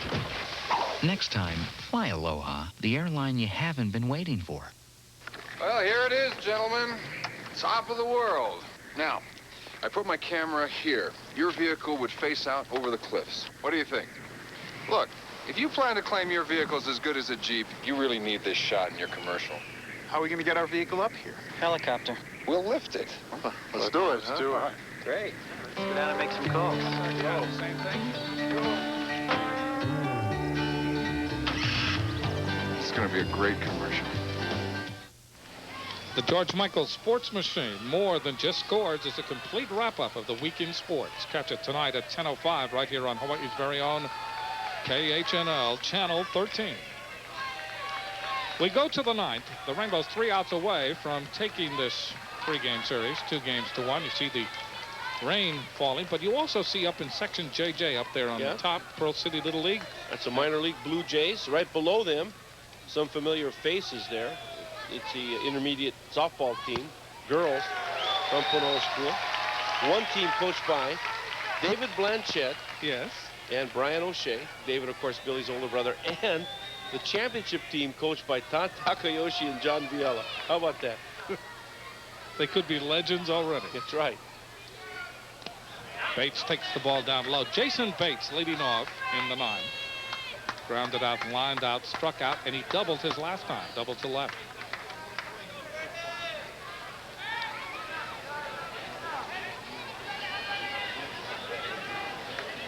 Here's the 1-1 pitch by Brady Pereira. Little looper. Williams can't get to it. Coming over is Harrison, and that's a base hit for Arizona.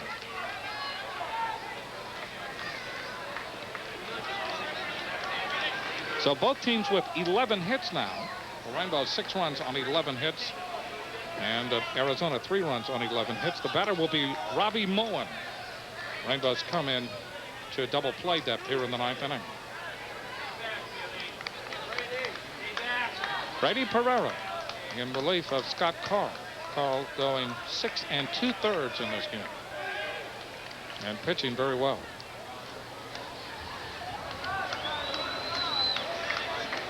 And it's raining very well now, too. Yeah, rain really coming down now. Wonderful. Here's the pitch. Not to mention the heavy equipment they're moving off my baseball field now. That's right. Maybe they're done by now. It'll dry out for tomorrow. And the Punahou Carnival. Well, if it doesn't rain at the Punahou Carnival, things are not normal. Yeah, let's see them try to reschedule 3 weeks of practices and preseason games. They say that Moen did not go around. 1 ball and 1 strike.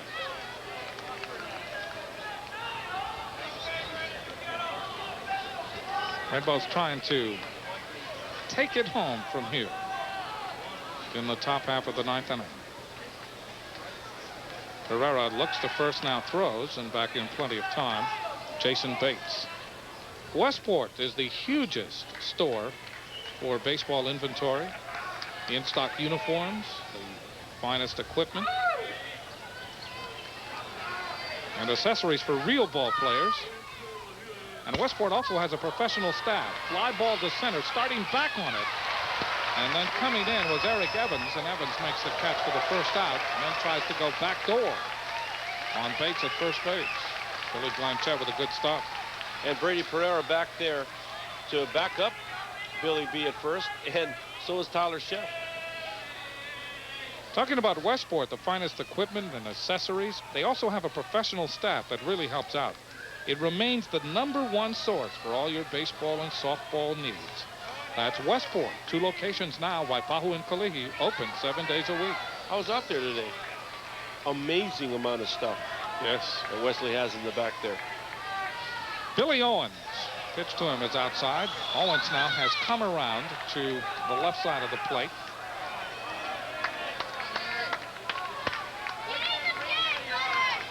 That out was a critical out.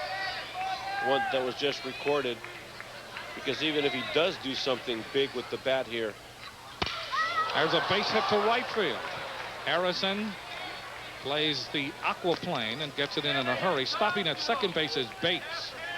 So Owens, it appears, much more productive from that side. I mean, he really pings the ball. Yeah, and he looks like he's got a better swing from that side, too. Owens on at first, Bates at second, 1 out. Willie Morales is the batter. He is 1 for 4 in this game. So the Rainbows now looking for a game-ending double play. Tying run again at the plate for Arizona.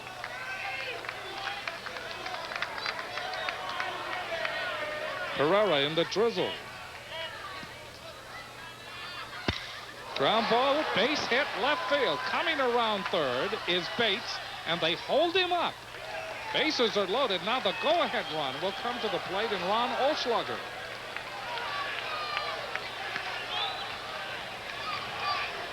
And Morales wastes no time at all in jumping on this Pereira fastball. It's down the middle. It wasn't exactly low where he wanted it, but Morales hits that ball very well. Here comes Karl Furutani. Pereira now has given up 4 base hits, 3 in this inning. And Karl Furutani out to change pitchers. So another pitching change. That's all for Brady Pereira in this game. And we will return.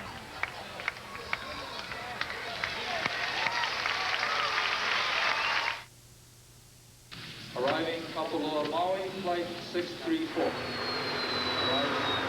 Making sure you're on time. That's important. Everybody at Hawaiian Airlines cares about that, and that's for sure. My job is getting the bags off and getting the bags on. Real fast, swift. That way you leave on time and you get where you're going on time. I care about that. And I'm proud of it. All of us are.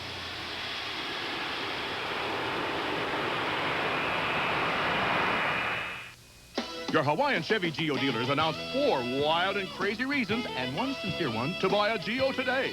Wild and crazy reason 1, 1,000 cash back on Geo Storm. Wild and crazy reason 2, 500 cash back on Geo Prism.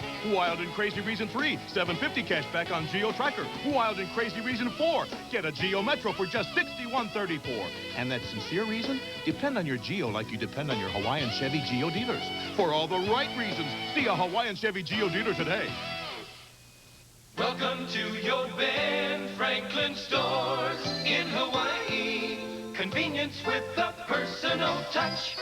Ben Franklin is Hawaii's craft headquarters. In our craft department, you'll find everything you need to get the most out of your project, including classes and free demonstrations. Check our in-store monthly schedule for dates and times. For all of your craft supplies and useful information, come to Ben Franklin, Hawaii's craft headquarters. Convenience with a personal touch. Eddie Murphy, Iman, and Magic Johnson join the King of Pop in the world premiere of Remember the Time, the new film from Michael Jackson, tonight on Fox.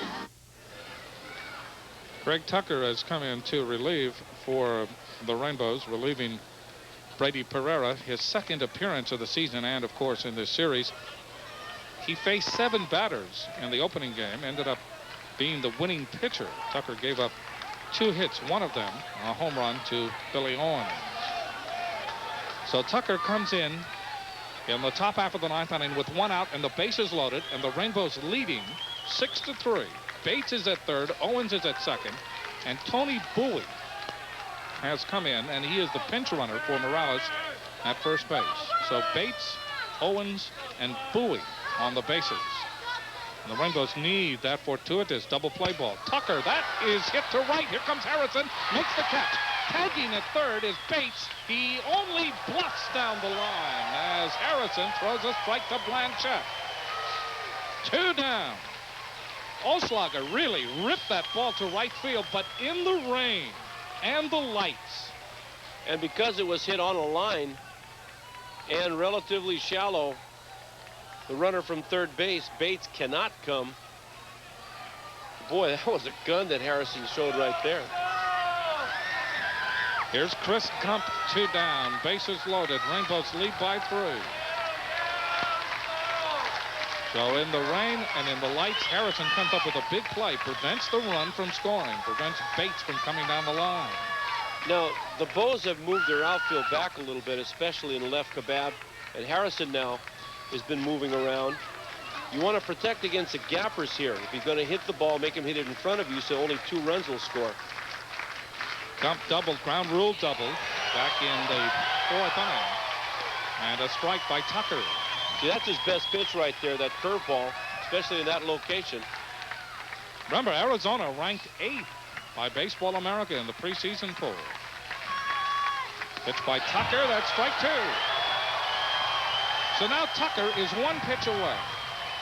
Gump, however, a very good 2-strike hitter. Batting in the 7th slot in the order. And the 0-2 pitch. Fouled away, and that will be in the blue seats. But Tucker now throws 2 curveballs, and all of a sudden humps up and throws a hard one at him, and Gump wasn't able to come around with the bat. He really threw that one hard. So the count 0-2 to Gump. Rainbows still have the infield drawn in, even though they're 2 down. And the pitch. Fly ball to center field. Evans waits, makes the catch. The Rainbows win.